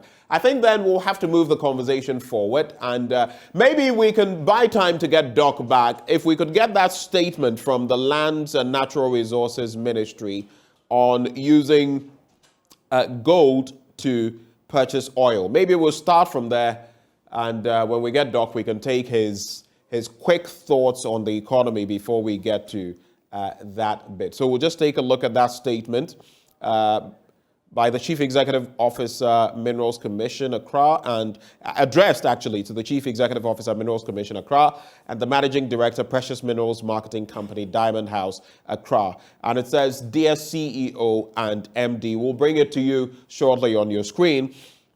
Directives to secure adequate quantities of gold to support the Gold for Oil program. It reads, I hope this reaches you in good health and spirits. As part of measures by government to secure reliable and regular sources of affordable petroleum products for the Ghanaian market, government has developed a Gold for Oil program to purchase oil with gold produced in the country and ease the pressure on the Ghana cedi. This requires that government secures adequate quantities of gold to support the implementation of the program. Following several discussions, the Economic Management Team of Ghana has agreed with the Bank of Ghana to, as part of its domestic gold purchase program, purchase a minimum amount of gold from gold mining companies in the country before any export of gold. To be able to achieve this objective and an exercise of government's preemptory right under Section 7 of the Minerals and Mining Act 2006, that is Act 703, and the powers and the powers conferred on the minister responsible for mines by Section 101 of Act 703, the following directives are issued, and they are the following. 1. Effective 1st January 2023, all large-scale mining companies, as agreed with the Bank of Ghana, shall sell 20% of all refined gold at their refineries to the Bank of Ghana in Ghana cedis before the export of the gold. The Bank of Ghana and the Precious Minerals Marketing Company, that is the PMMC, will coordinate with the large-scale mining companies to ensure compliance with this directive. Now, 2, effective 1st January 2023, all community mining schemes shall sell their gold outputs to government through the PMMC. All mining licenses for CMS shall include a clause mandating licenses to sell their gold output to government. That is a community mining scheme. Now, 3, effective 1st January 2023, all licensed small-scale gold miners shall sell their gold to government through the PMMC. All small-scale gold mining licenses shall include a clause mandating licensees to sell their gold to government. And finally, 4, the gold to be purchased by the Bank of Ghana and the PMMC will be at spot price with no discounts. The Minerals Commission and the PMMC are requested to bring these directives to the attention of all gold mining companies, both large and small scale, and work with them to ensure compliance with these directives. And it's signed by the Sector Minister, Honorable Samuel Abu-Baidoo, Member of Parliament and Minister. Do we have Dr. Kwapon back on the line? All right, it appears we have a problem with that connection. So we'll go full steam ahead. Dr. Manteo, so moving the conversation forward, what do you make, first of all, when it comes to this directive, this policy direction, that we're going to use our gold to purchase oil because of the fluctuation in our currency? The question has been asked, the gold prices are pretty stable globally over time, but there are times they take a dip. How will that affect our oil buying prospects? And again, even if there are fluctuations in the currency and the price of oil goes up sharply, and if the price of gold is still down there, we'll still be having to cut our losses. And that is a statement on what I just read, which we've already gone through. But what is your quick reaction to that, to both of you gentlemen? I'll start with Dr. Manteo. Right. I'll say it's a good policy initiative, although I think it was taken in a very sporadic manner. I mean, we could have put much more thought to it if the objective or the ultimate goal is to achieve more from our God-given mineral resources. And what this policy initiative means is that we are going to buy our own gold from the producers in city. Right. Hello, Doc.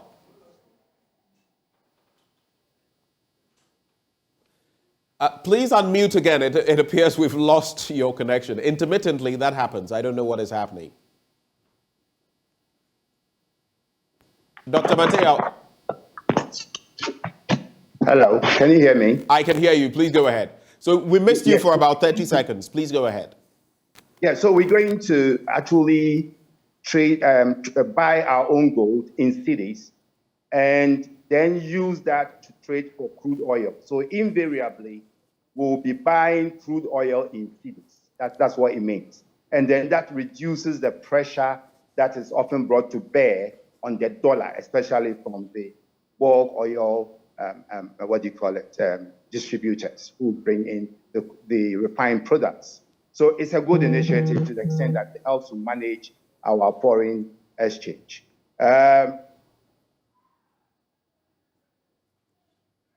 I have personally never understood why in the cocoa sector, the government takes absolute control over cocoa exports.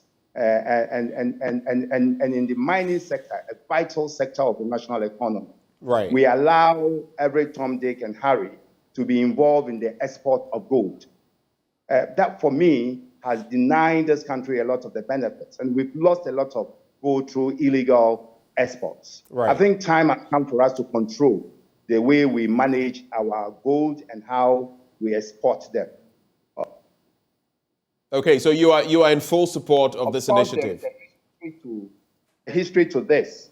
Part of it has to do with what you call institutional theft conflict between the Minerals Commission and PMMC, the Precious Minerals Marketing Company. In fact, we did set up PMMC to be responsible for the purchases and export of our gold and diamond in this country.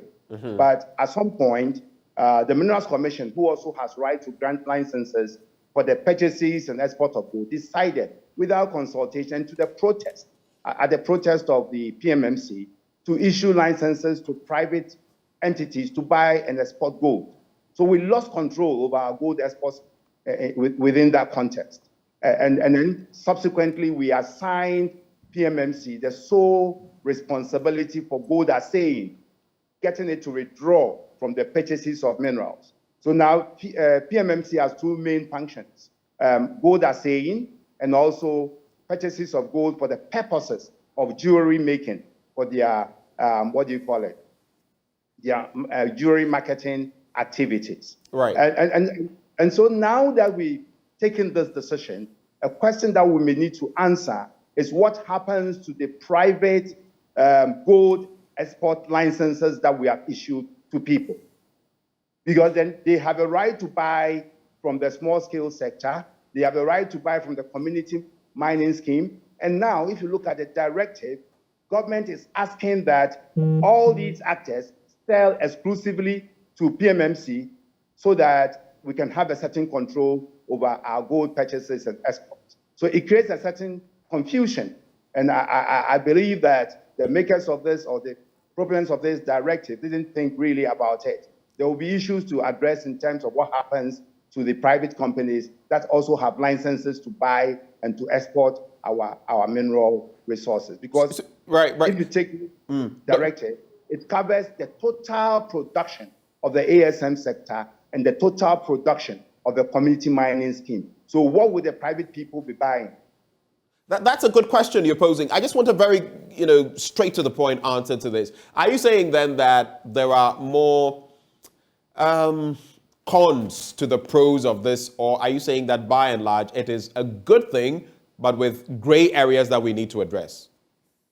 Of course, it can be improved. I did say that the fact that it targets the management of our forex. So invariably, like the point I made, we'll be buying crude oil with cedis because we are buying the gold in cedi and using it to exchange for crude oil, which is priced in dollar. Right. That is good, a good initiative. But we can get much more from our gold if we are minded to do so. And the point you made earlier about the volatility of gold prices. In fact, studies have shown that there is always an inverse relationship between gold prices and crude oil prices. So a lot of the times you'll find that when gold prices are going up, crude oil prices will be coming down. And when crude oil prices are going up, you find that gold prices will be coming down. There's this inverse relationship. So how you manage the volatility of gold prices what becomes the biggest issue. And I think in this regard, we would have perhaps thought about a mineral revenue management framework, which allows you to build into it a stability arrangement like we have in the oil sector, the stabilization fund, so that when you are able to rake in windfall, you put something aside against a rainy day. I mean, these are some of the areas that I think we can improve on if we want to optimize our benefits from the gold sector. All right. Let me bring in, I'll come to you, Dr. Sakara, shortly, but let me bring in Sulemana Kone, who joins us via the phone lines. He is CEO of the Chamber of Mines. Dr. Kone, thank you so much for joining the conversation. How are you? I'm very well. I hope you are too. Very well, thank you. Great. I know we've spoken about the PMMC and all the other parties involved in this, but as far as the Chamber of Mines is concerned, how do you react to this latest development? What is your appreciation of this gold for oil situation? Dr. Manteao has just shared his concerns about it, what it would mean in different aspects of that economy. What is your take? Well, we have not really sat down to actually analyze it, to have a case of position, because, the communication came out on Thursday, and we had a council meeting on Friday. We never had the opportunity to actually go through it. In any case, we've not had a formal communication from the Minerals Commission. As you would know, what went viral is a directive coming from our sector minister going to the Minerals Commission, CMNC. Our expectation is that we'll have a follow-up conversation and then communication from the Minerals Commission. And then if there are any gray areas, we'll try and get some more clarity regarding how we are going to implement this program. However, ahead of this program, we as a chamber and our member companies, especially those producing gold, have had an arrangement under the domestic gold purchase program of the Bank of Ghana. My sense is that this is leveraging that program, which is started running this year. I think this was launched by the governor of the Bank of Ghana last year, and from September to the end of this year, our member companies have committed to sell 125,000 ounces to the Bank of Ghana. The Bank of Ghana had intimated a target of about 220,000, but looking at the requirements of our member companies, they could only do about 125,000. Again, in that same request, we had a target of 600,000 for the year 2023. We're going through the motions of considering the ability of member companies to comply with this request. We have not even gone through that process completely. And then we also heard that, look, in addition to this, we also have a goal for oil program, which we are not too sure what the final details would be. But I guess given what we have been able to do with the Bank of Ghana in terms of the agreement, the framework within which this would be done, probably it shouldn't be too much of a difficulty going through the same phase with the gold for oil program, essentially because the base or the foundation is practically the same thing, where you have mining companies being paid in Ghana cities for the gold that they actually would sell to the Bank of Ghana. And the mining companies have agreed to do this essentially because of the nature of the operation. Mining companies generally would sell their mineral output for USD, and then after getting this USD, would have to return a portion into the country to help them run the operation. So once you bring this USD back into the country, there are two components of it. Some will remain in USD because some vendors would always need USD to be able to offer services to the mining industry. In fact, Bank of Ghana gives authorization to some of these companies to receive their revenue by way of invoices they present to the mining companies, some 100% in USD, some 50% USD, and then 50% local currency. All I'm saying is that mining companies have a need for Ghana cities at a point in time, and therefore it was not so much of a difficulty. The mining industry agreed with the Bank of Ghana to go along the request on the domestic gold purchase program. Well, that's an interesting take. So not enough has gone by in terms of discussions with you, but from where you said, it's going to be feasible, right? And it's going to inure to the benefit of the country, looking at the price volatilities that Dr. Mantiao spoke of. In the end, bottom line, it will benefit us. Yeah, theoretically. Did you just say theoretically? Yeah. Look, as they always would say, the devil is in the detail. We don't have too much detail.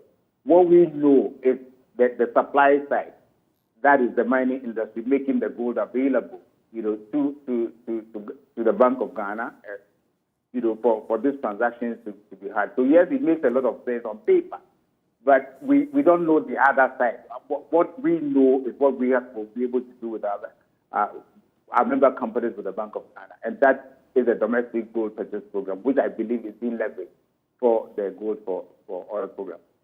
What are some of the, just to wrap on this point, what are some of the ifs, the unknowns, the things on the other side that could hamper this deal and maybe not make it be as efficient as we would want it to be?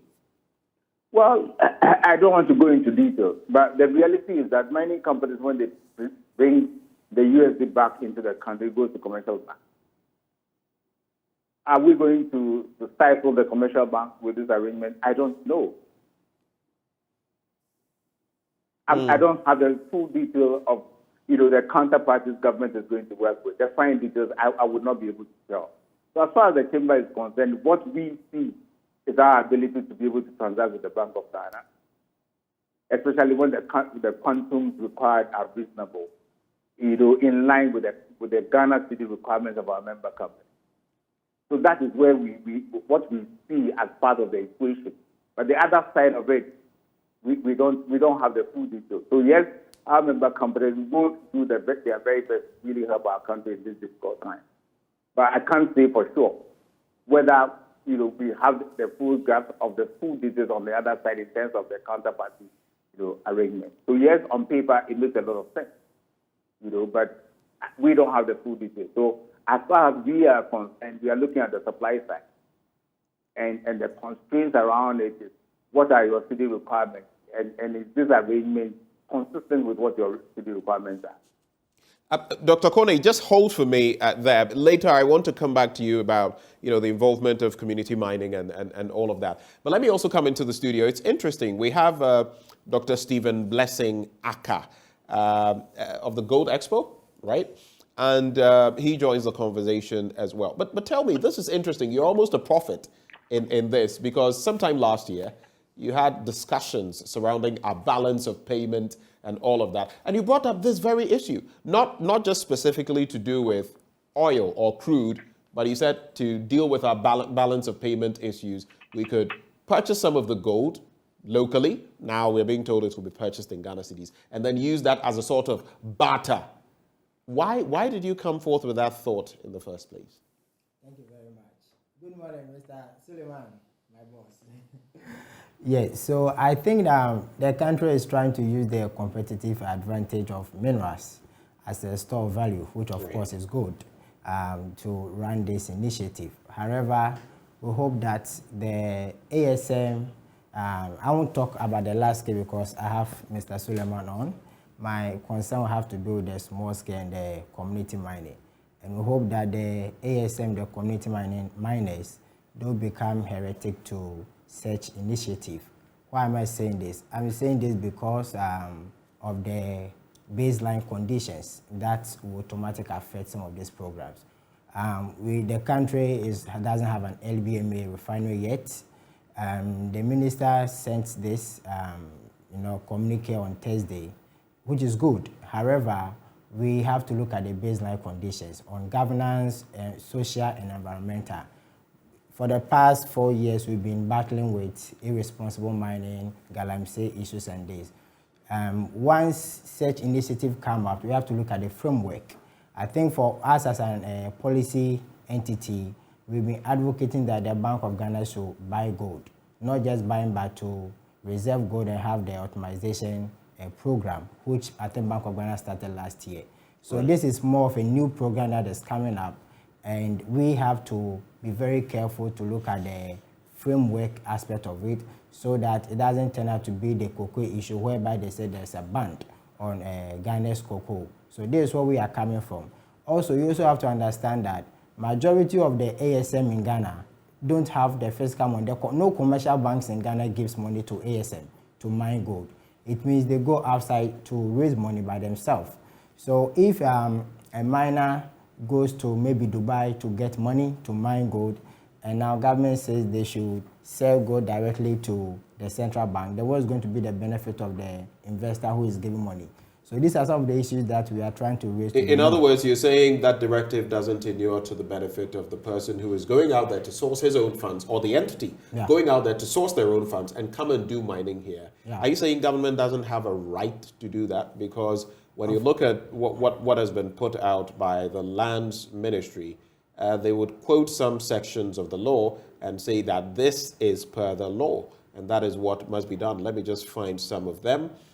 And then, so to be able to achieve this objective and an exercise of government's preemptory right under Section 7 of the Minerals and Mining Act 2006, that is Act 703, and the powers conferred on the minister responsible for mines by Section 101 of Act 703, before they go on to elaborate. Yes, but thank you very much. But the community mining is clearly stated that it's being owned by local or indigenous people. We understand that. The ASM, which is the small-scale miner, is not under the community mining program. So as you remember, Dr. Manto already raised the concern that what if PMMC is issuing licenses to private entity who are supposed to export gold? What I'm trying to say is that no small-scale miner can sell directly the whole output to the central bank. Maybe we should reconsider that. If maybe 50% should be sold, it's fine, because at the end of the day, unless maybe the government is making a financial arrangement with the commercial banks so that the commercial bank begin to look at the gold trade. Usually for as a country, we've been looking at the mining of gold. not actually the trading aspect of it. Right. So if government is putting such initiative, that means we have to quickly expand the program, because Mr. Suleiman mentioned something very important. The domestic purchase program is something that we've been advocating for, and we've not yet seen the success of it, because it just started last year. This is a new program that is coming up. So I feel that the government should look into more of the domestic purchase program, whereby the central bank have the right, the first right of refusal to purchase gold. That one is clear. So it means that government should look at the aggregators, those that are doing mining responsibly. Then you can look at the base condition, then onboard them.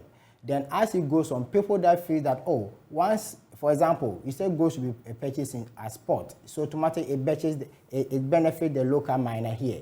So of course, the local miner would like to be part of it, and also ensure that it's a way to avoid people doing galamsey, because you are going to put up the baseline condition, and the international requirement that allow you to mine responsibly will automatically be in place. But if we are just to jump from the domestic purchase program to this, we don't have much details about this, so it's going to be of much an issue. So I think the ministry should quickly put a stakeholder meeting together. Right.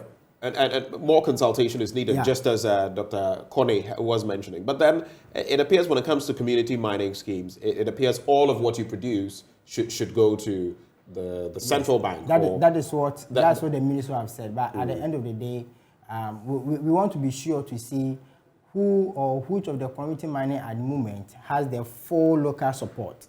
Because government have supported with the zero micro machines. There are other investment that has to. So I think government, well, the first thing, even this is a good initiative, but government should look at how do we finance the community mining programs. How do you have, because until you so if government were to maybe fully finance your activities, then you would say, okay, if you're fully financing, then you can get this, and we both benefit from the proceeds, right? But in this instance, as it stands now, it says all mining licenses for community mining schemes shall include a clause mandating licensees to sell their gold output to government. That is not already in existence, right? It's already in for the community mining. It's already in for the community mining. But the question is, who community mining have sold gold to Central Bank of Ghana?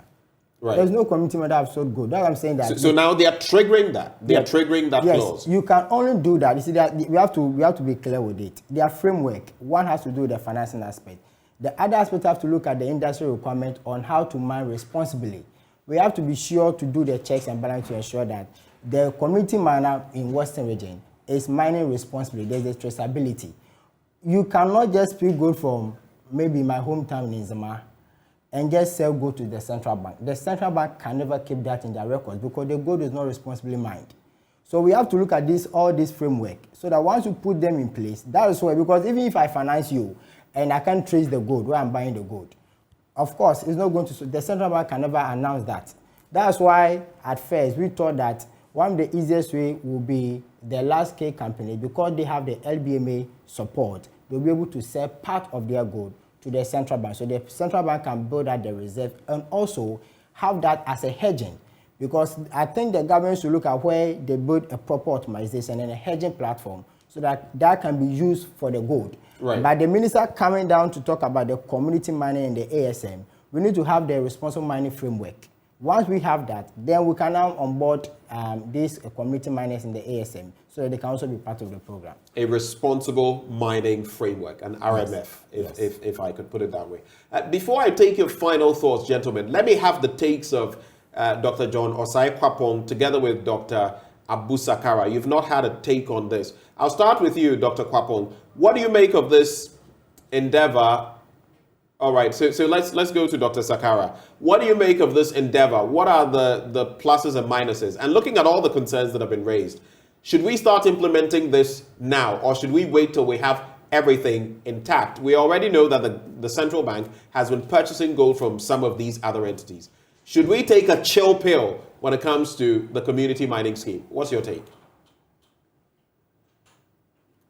Policy reflects a lot of what is wrong with policy making, which is always a knee-jerk reaction to problems when they arise, rather than a planned out, comprehensive policy framework within which a principle is observed. The principle being observed here is that, one, unlike cocoa, which is grown at will, because you can choose not to grow cocoa, gold already exists in the soil and it is a property of all Ghanaians. That's the principle at stake.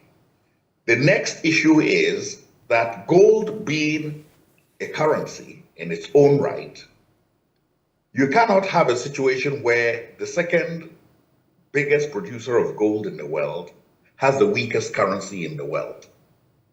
That's just a contradiction. So you have to bridge these two issues. All these attempts to sell the gold to the central bank, etc., is just really to shore up our currency. And if that is what you want to do in principle, then simply install a gold refinery here. And all gold, whether small or big commercial producers, is refined here. It cannot be taken out of the country unless it's refined. It meets international standards and is traded from here. It's as simple as that. Then you will have the backing of your currency that you need to have. So if we want to address this issue, let's address it comprehensively. And let's go to a historical fact. Up till today, Mansour Musa of Mali is rated as the richest man in the world. Why? Because nobody could take any gold out of Mali. It all came to a central point and it was traded from there. And that is what made Mali the richest country in the world.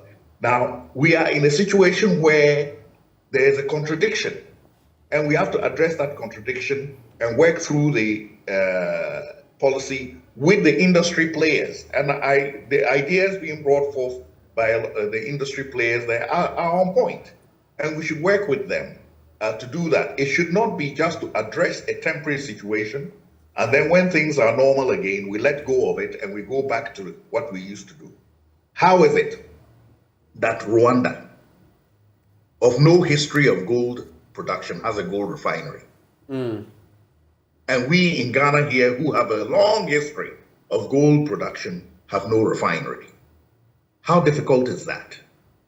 So some of these issues, if you don't address the problem at a fundamental level based on principle, you will just keep redressing and redressing the symptoms, and to keep going round and round and coming back again.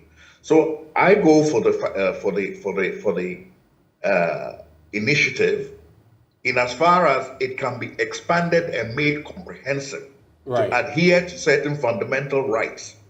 The gold is a finite resource. It was there in the first place. It belongs to us. If developing countries had this gold, they wouldn't be managing it in the way we are. Yeah.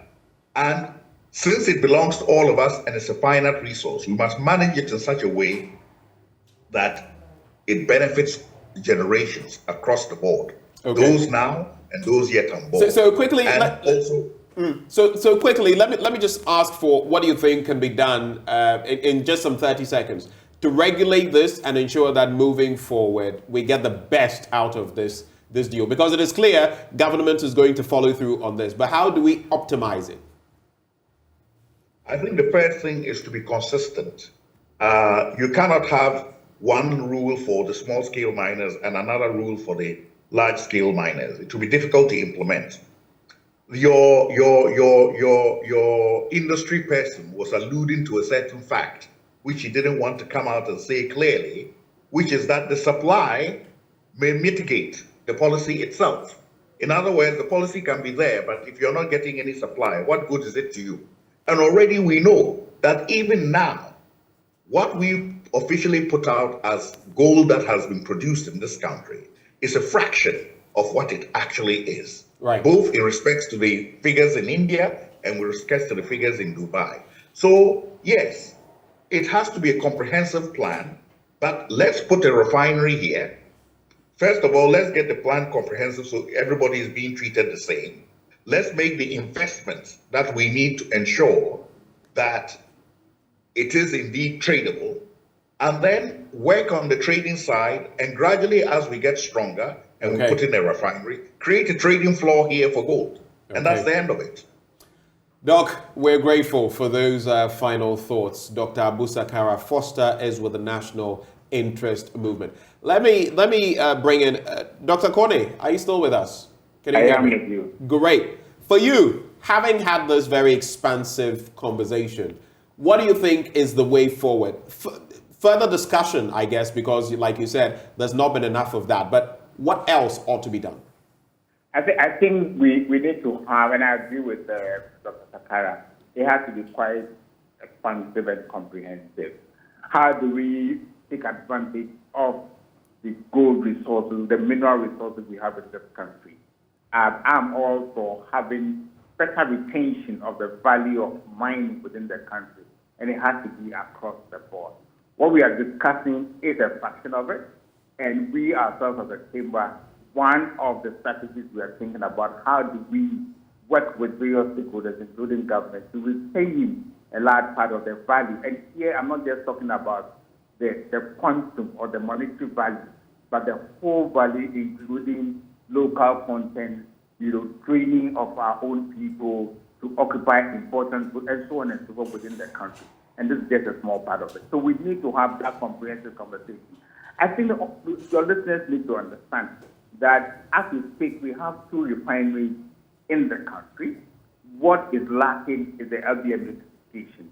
So we need to work together to make sure that we attain that LBM certification, which is the minimum requirement for large-scale responsible mining companies to transact within a particular refinery. So that is key.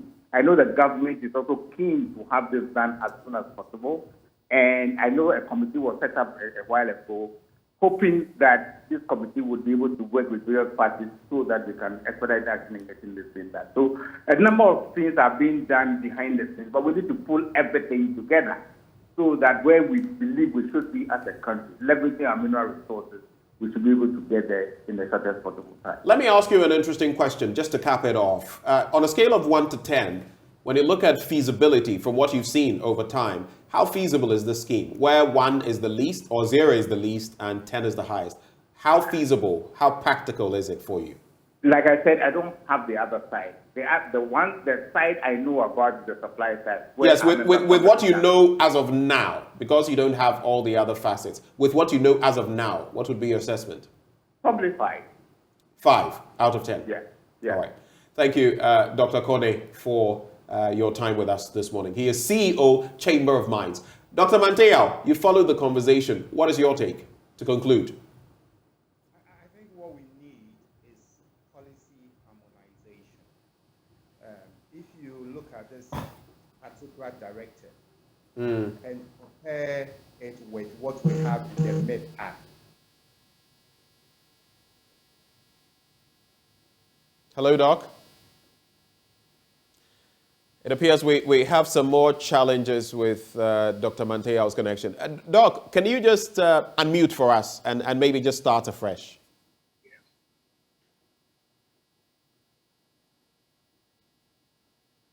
If you can hear me, Doc, unmute and start. Am I back? Yes, you're back. Please go ahead. Yeah, there's a certain level of inconsistency between what you have in the MIP Act and then this directive.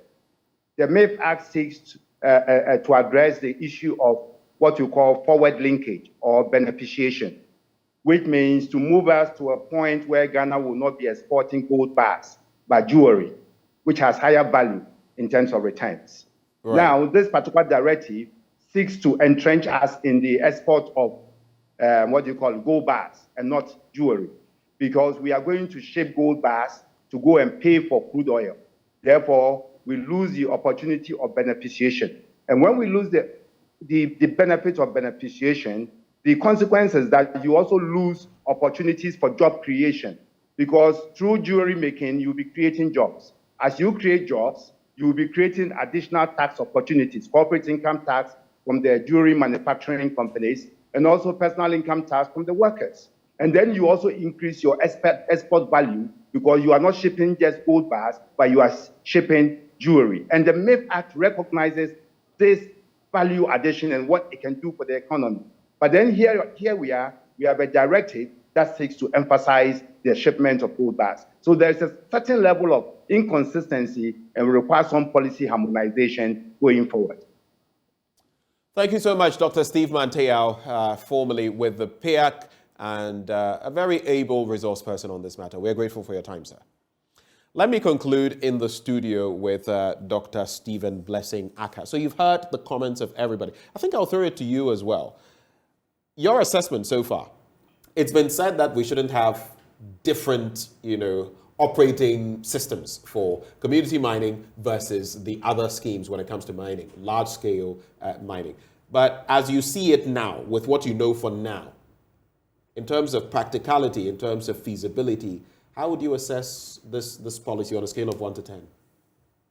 Well, it's too early yet, but I think it's part of the, if we're implemented, it's going to be part of the optimization program by the central bank, which is good. However, as I mentioned, it will be good to have the verification protocol to assess the performance of the community mining scheme and also the private ASM miners in Ghana. Once we have the output and we also ensure that they are mining responsibly, that is where we can come out to believe that the program is going to work, because I don't think government is only going to depend on the large scale output. That is why the minister inserted in that the community mining and the small scale. But these indigenous people who produces gold have a lot of issues that has to do with the entire framework. So we are asking government to look at where the entire supply chain of gold from the mining side to the end user. So that's why we are more keen into it. And I think once the government look at that, we'll be able to have this program successfully. And it's going to benefit the miner, because the miners are happy to hear that gold is going to be sold at a spot price. However, there are a lot of issues that government should look at. So I'll rate government by maybe 5 or 6. 5 or 6, sticking with what Dr. Kone said. Yeah. And you've also spoken about funding for you, which will be a key determinant in how you can feed into the scheme. Exactly. We're grateful, Dr. Stephen Blessing Aka, for joining the conversation. And we can only pray that as it moves on, some of these little details, attention is paid to them, and that it will work for all of us. Because you proposed it last year, now it has come, but the dynamics of it is the problem. Thank you so much for your time. Thank you very much. All right. So we've had quite a conversation here this morning on the gold for oil situation as well as the budget. But when we return, and I'll be sharing with you some thoughts shortly, when we return, we're going to have quite an interesting conversation. In fact, before I announce it, let me just let you know that you can buy 3 months or 12 months HD Plus subscription on your HD Plus decoder this football season.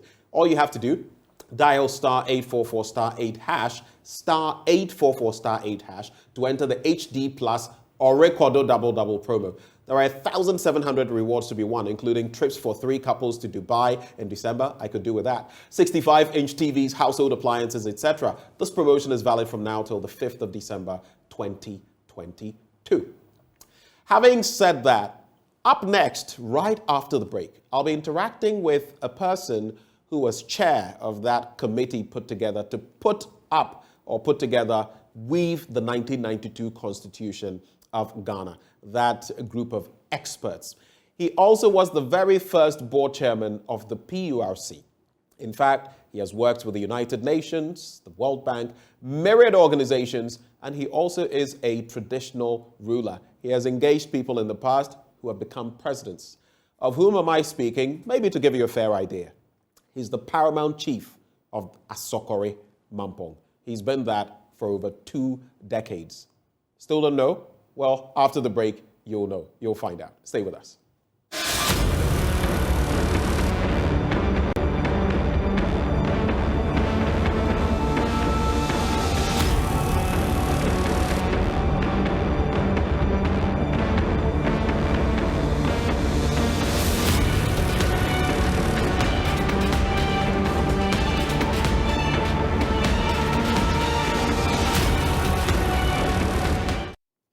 Welcome back on the AM show. Thank you for staying. And I must say that it is quite an honor and privilege to be breathing the same air and be on the same platform with the man I'm about to introduce to you. You will understand why I say that. But he has a book out that will soon be launched. He will be giving us details, critical and biographical essays. I'm sure when I turn it, you will see, oh yes, there it is. And now I'm sure you understand why I say I am in rarefied territory. Ladies and gentlemen, I give you Nana Dr. SKB Asante, Paramount Chief as well of Asante Asokore. I goofed earlier when I said Asokore Mampo. Asante Asokore. Thank you so much, Nana, for joining the conversation. You're welcome.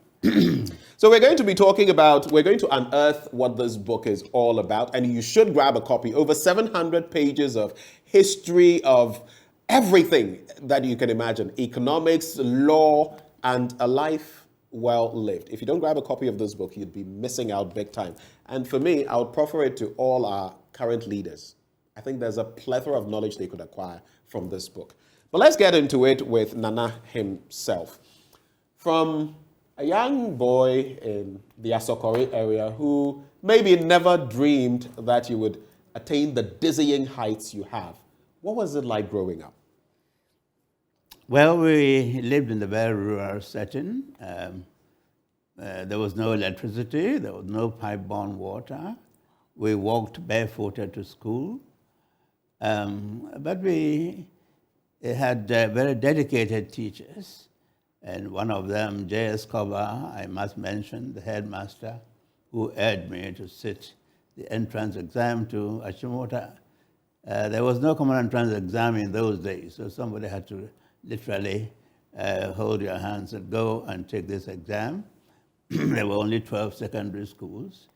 We had a very far-sighted Paramount Chief, Nanaya Ojima, the first, and the Methodist Church collaborated in building the Asokore Methodist School, which was the only senior school in the whole area. People came from Drabing, Fijasi, people like the late Professor Dubois-Hin, who was my classmate at the elementary school.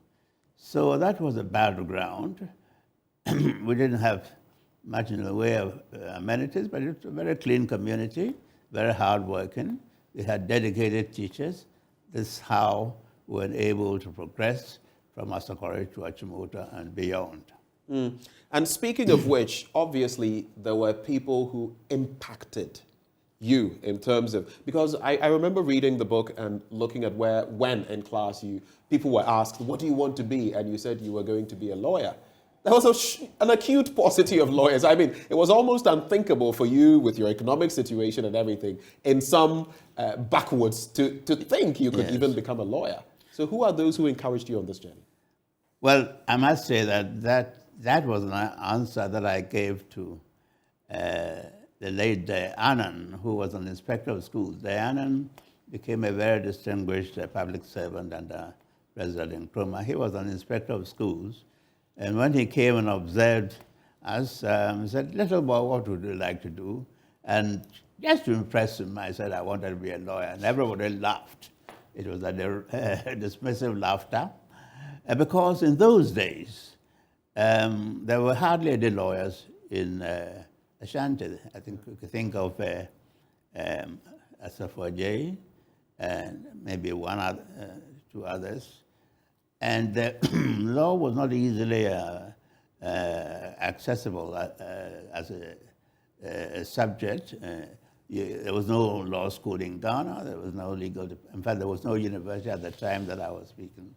Only affluent people were able to send their awards.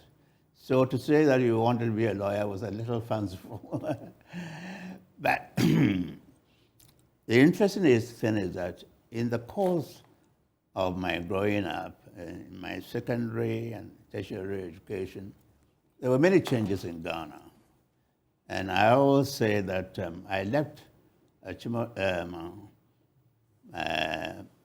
in 1946 to go to Achimota School. By the time I did my sixth form, in 1952, there was an African prime minister. Yeah. So these were the changes that were encompassed in my time. By the time I got my degree, 1956, we were about to have full independence. So we went through phenomenal changes, and things that are taken for granted at this time were not so taken for granted.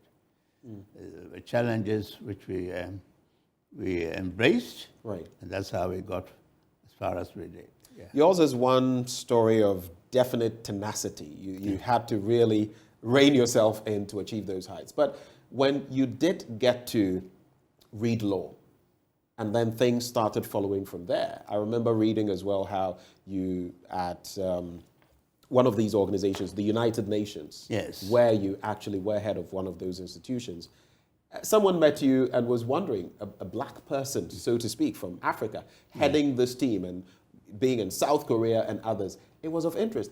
What did it mean to you then, having followed through, been able to follow through inspiration, through God's work, and attaining those heights? What did it mean to you then?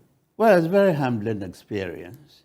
Of course, in the international community, people wonder. For example, I was the first person to be appointed an attorney in the legal department of the World Bank in 1966. And so people wonder, well, how can he do it? But if you establish your competence, you get respected. So I've always seen that, you know, one should not accept limitations, one should embrace challenges, and these sort of create a goodwill, because after I joined the World Bank, we had a number of distinguished World Bank lawyers from Ghana, including the late Patio Fosoma, who became even vice president of the World Bank and secretary of the bank. So that's how one creates a way. And so basically you paved the way. Well, humbly in certain, there were others who paved the way for me too. Yeah. Speaking of which, you worked with all of these entities, but then you also got into the political fray in Ghana, so to speak. You were Solicitor General under Buzia and all of that. What made you want to do this? You were at a point Deputy Attorney General. Correct. You were Solicitor General under Buzia. Tell us about that period and politics in Ghana. All right. It reminds me of one of my colleagues in the World Bank. I was an attorney there in 1966, and then in 1969 I was appointed Solicitor General under the second Republican Constitution by Prime Minister Buzia. And this Argentinian friend of mine, Daniel Lacuona, said, why are you leaving a secure permanent position in the World Bank to go to unstable Africa, as he called it? So I said, oh, it gives me an opportunity to be of service. We were trained in those days to look upon our sojourn abroad as a temporary one. You went, you studied, if you worked, eventually you came back to your country to help. So when the opportunity came, I said, well, this is a contribution I could make in the legal sector, not a politician, but as a senior government lawyer. But when I came, within 2 years and 3 months, there was a coup. So that was my baptism into... It put paid to all of your ambitions. That's right. Did you feel aggrieved that you had risked it to come to your country to serve? Well, contrary to what advice you had been given, that look, you're risking leaving something permanent, stable. Oh, I certainly was concerned, particularly when the champion came. My position was very uncertain, was very insecure, and he looked upon me as a Buzia appointee, which is correct, even though I was a civil servant. And so it was an uneasy period. But technical experience helped me to survive. That was the time that we were doing negotiations for the long-term settlement of our external debt. That was the time that we acquired 55% equity interest in Asante Goldfield and Cass. That was the time that we negotiated financing for the pump project. That was the time that we negotiated the acquisition of Ajip, which became Goyle. So with all these uncertainties, I was able to contribute on the technical side to a number of important landmarks. That's how I saw it. But eventually, the atmosphere was not conducive Right. And eventually I left and went back to international service to the United Nations. Yeah. So, yes, and for those who want all the nitty-gritty, you would have to necessarily grab a copy of this book because, look, 700 plus pages. We can't exhaust it in these 15 minutes or so we've been granted, and it's not even going to suffice to do any dignity to the book. But you should grab a copy. I'll let you know how you can do that shortly at the launch. But I also want us to get into the 1992 Constitution. Yes. Which in recent times has come into lots of question. People have said 3 decades on, it has lost some of its flavor, reflecting the aspirations, ambitions of the people of Ghana. But you were chair of that team, that committee of experts set up in 1991. What was that experience like? Because at a point, even, is it the Ghana Bar Association, they booed you for partaking in this endeavor. That is very correct. First of all, we must distinguish 3 stages in the between 3 stages in the evolution of the Constitution. There was first the survey of the country's preferences for the structure of the political system they wanted. This was done under the late Justice Dan Annan, as he produced a national NCD report. So that was the one which established a popular preference for multi-party system of government. After that, a committee was set up called the Committee of Experts, which I chaired, to formulate proposals for the drafting of the Constitution of Ghana. It was not the final thing, it was to formulate proposals. We did that, and it was a very uncongenial environment. People suspected the whole intention of the constitutional transition exercise, and we were seen as collaborators in some way. But I was loaned by the United Nations to assist in this constitutional transition project. But my mind was clear that this eventually will set us up on a constitutional path. And so I persisted despite all the hostility from the bar and from the members of the Consultative Assembly. Both sides were not too happy about us. We were supposed to participate in the actual drafting of the Constitution by being members of the Consultative Assembly. They said, no, you finished your work, go. And so some of our proposals were rejected. Right. You know, like a widened Council of State, like proportional representation, like having the equivalent of a chief executive in the District Assembly elected by District Assembly members, admittedly, but not the whole, the involvement of chiefs in local government, a number of things. The system of having a prime minister and president in order to diffuse concentration of powers in one hand. All these were rejected. Wow. So your proposal initially was for us to have a system a la what happens in the UK, for example. Yeah. Yes. Well, the UK, they don't have a prime minister and an executive president. At least not them, but other systems. Other systems do. And the reasons were, the first of all, diffusion concentration, and the other was division of labor. You know, sometimes a person who has the clout to win the president is not necessarily the best person to coordinate and administer at the executive level. This was to allow that. They rejected that. So, so that when people talk about reviewing the Constitution, sometimes I say, why don't you even consider some of the things which we proposed and see whether they were properly rejected or not. But I agree that any document which has survived for 30 years, in the light of our experience, should be reviewed. Needs some tweaking. In recent times, former President Kufuor said, for example, that the Council of State, there should be a second chamber, for example. Do you agree with him quickly on that? Yeah, well, what we suggested in the form of expanding the Council of State, having a non-partisan membership and so forth, was very much like the second chamber. We didn't say second chamber because the under the from the Kuzu Constitution time, people have always been wary of a second chamber, the citizens' principle.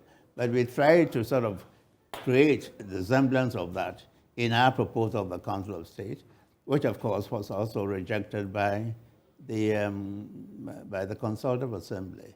So, but I agree with him. I agree with him that a second chamber would be desirable, representing not only chiefs, but experts and professionals and various stakeholders and civil service organizations. Yes, most certainly. You have been a paramount chief for decades. Taking up that role, what did it mean for you? What has it meant for you? What does it mean for you now? And the Chieftaincy Institution in Ghana, and what people say about it. Some say it's anachronistic, some say it has outlived its usefulness. Others have different opinions. What do you make of it? And look, in the fight against Galamsey and others, the traditional rulers have been drawn in. What do you make of the Chieftaincy Institution? How can we harness it as a people to get even more? Well, in this book, I wrote, I delivered a lecture at the Ghana Academy of Arts and Sciences called The Musings of a Chief in Contemporary Ghana. It was really my reflections of chieftaincy and my experience. And I ended by recommending some sort of integration between our modern forms and our traditional system. The thing really is this, that if you look at chieftaincy and the way it is fared, it has been very resilient. During the nationalist struggle, the intelligentsia were very much opposed to chieftaincy because they thought chieftaincy was not democratic enough. We didn't have the more intelligent people. They should not be wielding power. This was when there was a system of indirect rule. Now, there was some validity to that.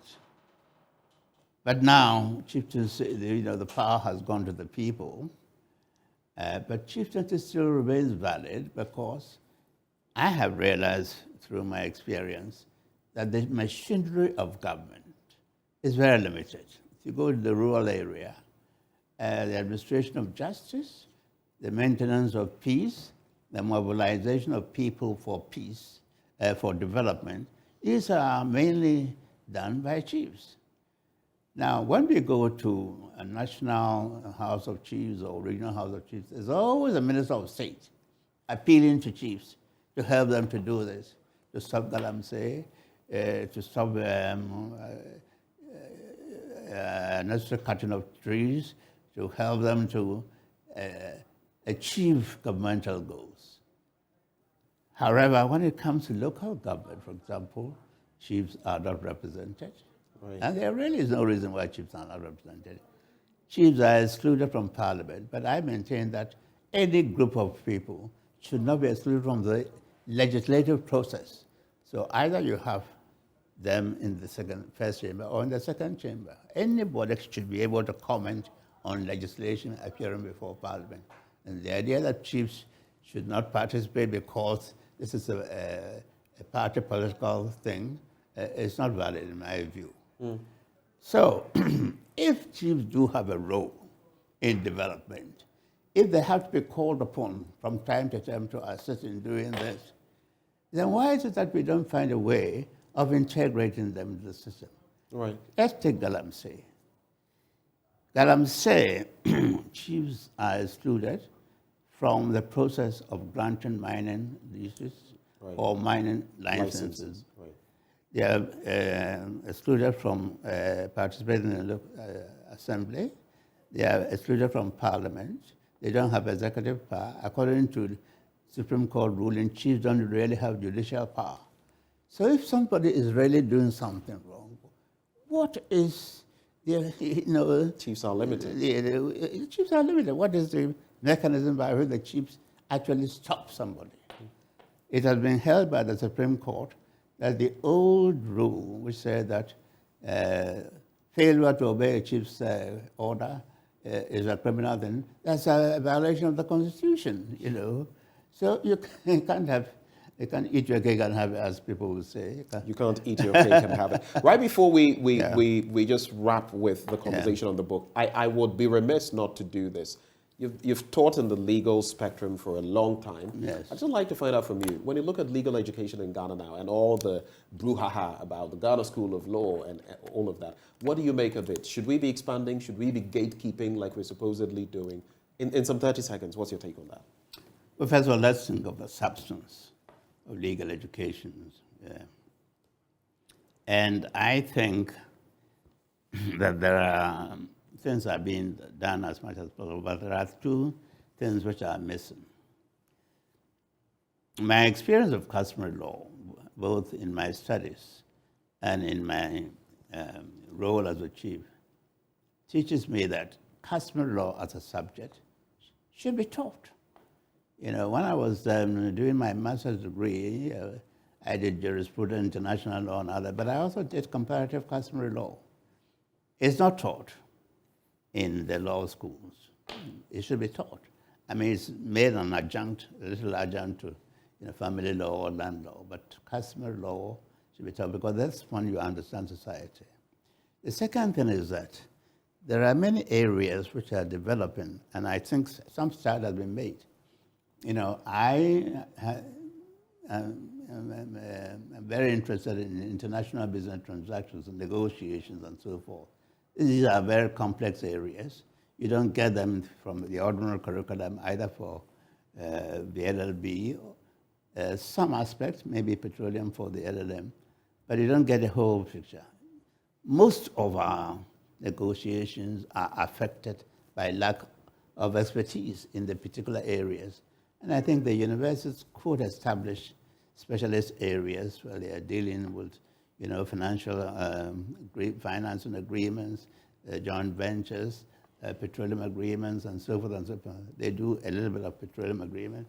So that is one area. The law is always growing. Yeah. We have an interdependent economy, and we should know how to deal with each other, either with multinational corporations or with governments or with other foreign entities. Yeah.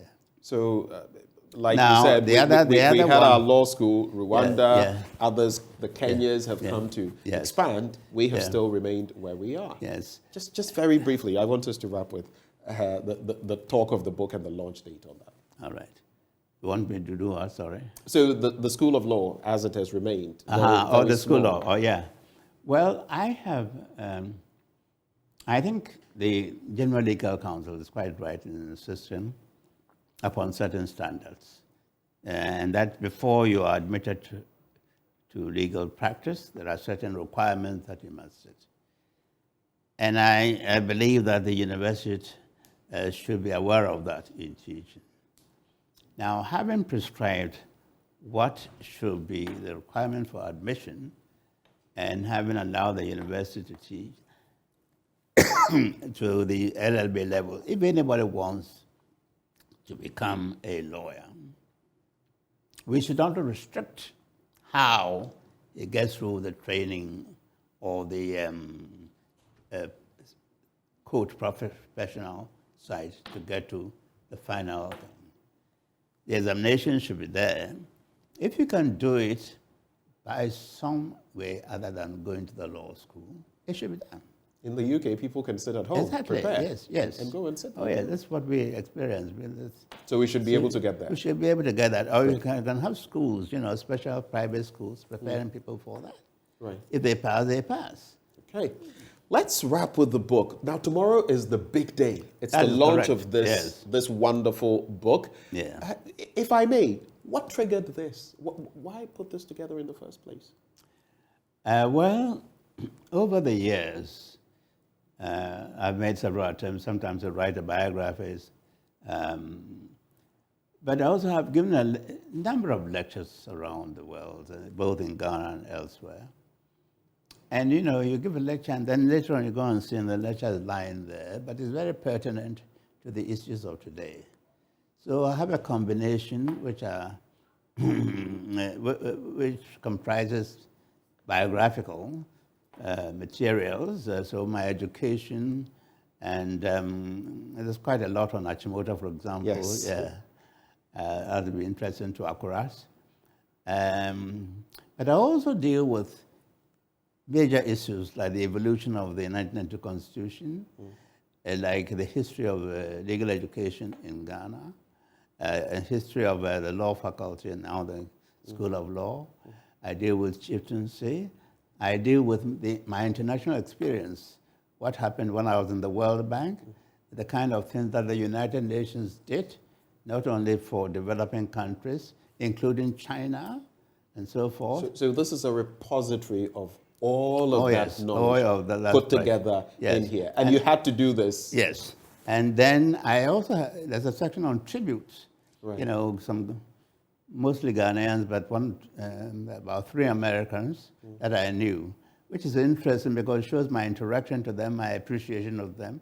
So that's an unusual thing to have in a book about oneself. Yeah. So this wonderful book is up for the launch tomorrow. What's the venue? Which guests are coming? Before the numbers to call are on your screens. The venue is the Ghana Academy of Arts and Sciences, the auditorium. Right. The guests are His Excellency the Vice President, the Honorable Chief Justice, the Yes, Anini the chairman is Honorable Justice Stephen Alan Robe. The MC is Kafu Day. And the reviewer My is... own big brother. Yes, the reviewer is Professor Kofi Abochi, who is the Dean of the Law School of the University of Professional Studies. And the Asante is representative over there. Asante is representative over there, or Tumfo's representative. So after the launch, the books will be made available in various workshops, which our publisher will indicate over there. So they are available. Yeah. All right. So in some 30 seconds, this is how we conclude the conversation. You have lived some 90 years, or 90 odd years acquired some 90 odd years of wisdom. What sage words would you leave us with on the show, especially in these trying times for the young people, for the older people, for leaders? What are your final words to us? Well, the book has a subtitle, From an African Village to the Global Village and back. The object of that book is to show that one should not accept limitations. One should not say that, well, I'm deprived, underprivileged, I come from a village and my father was not so and so and so. Is a declaration of hope. Right. So, and you talk of my age, I didn't do this in one, these achievements that you mentioned were not achieved in a day or in a few months. My other question is that young people should work hard for what they want to achieve. The idea of easy access to wealth, which is now predominant, is something which I would discourage.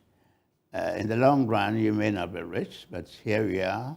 You're entertaining me to this program, and you are calling on people to buy this book, not by virtue of my wealth, but by virtue of the hard work, and of course, the grace and mercy of the Almighty, which I've always relied upon.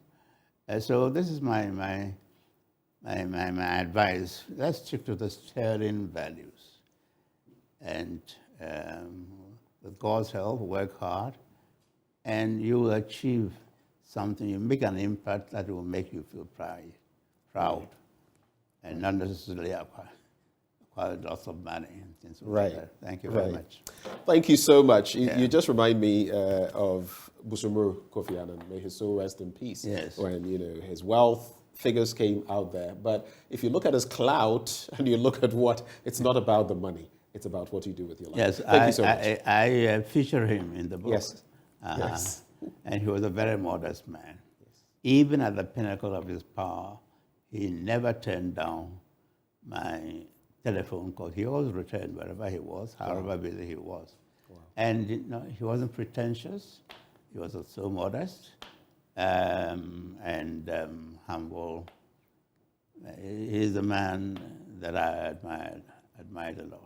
A man most of us aspire to. Nana, thank you so much You're for welcome. having joined us today. Yeah. Just stay with us as we transition to the next conversation. But of course, this book being launched tomorrow, it speaks about Nana Dr. SKB Asante, Paramount Chief of Asante Asokore. You don't want to miss a copy of this. But up next, we are going on social media and also taking your calls on the Black Stars as they face off with the South Koreans. What are your expectations? What are your predictions? What do you think we should do? Should Baba Rahman play today?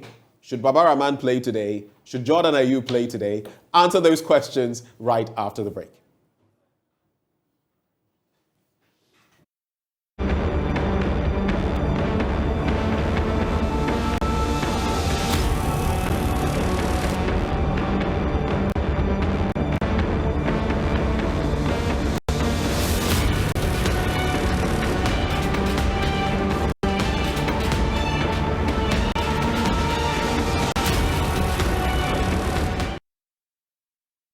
Welcome back on the AM show, and if you see us in this, it's all for love of a country. Bernice Abu-Baidoo Lansah joins me right in the studio. Good morning, Bernice. Hello, good morning, Benjamin. How are You're you? looking lovely in the white. Thank you, thank you, thank you, thank you. As you know, I say that I've adopted the Black Stars team as my child. It's your baby now.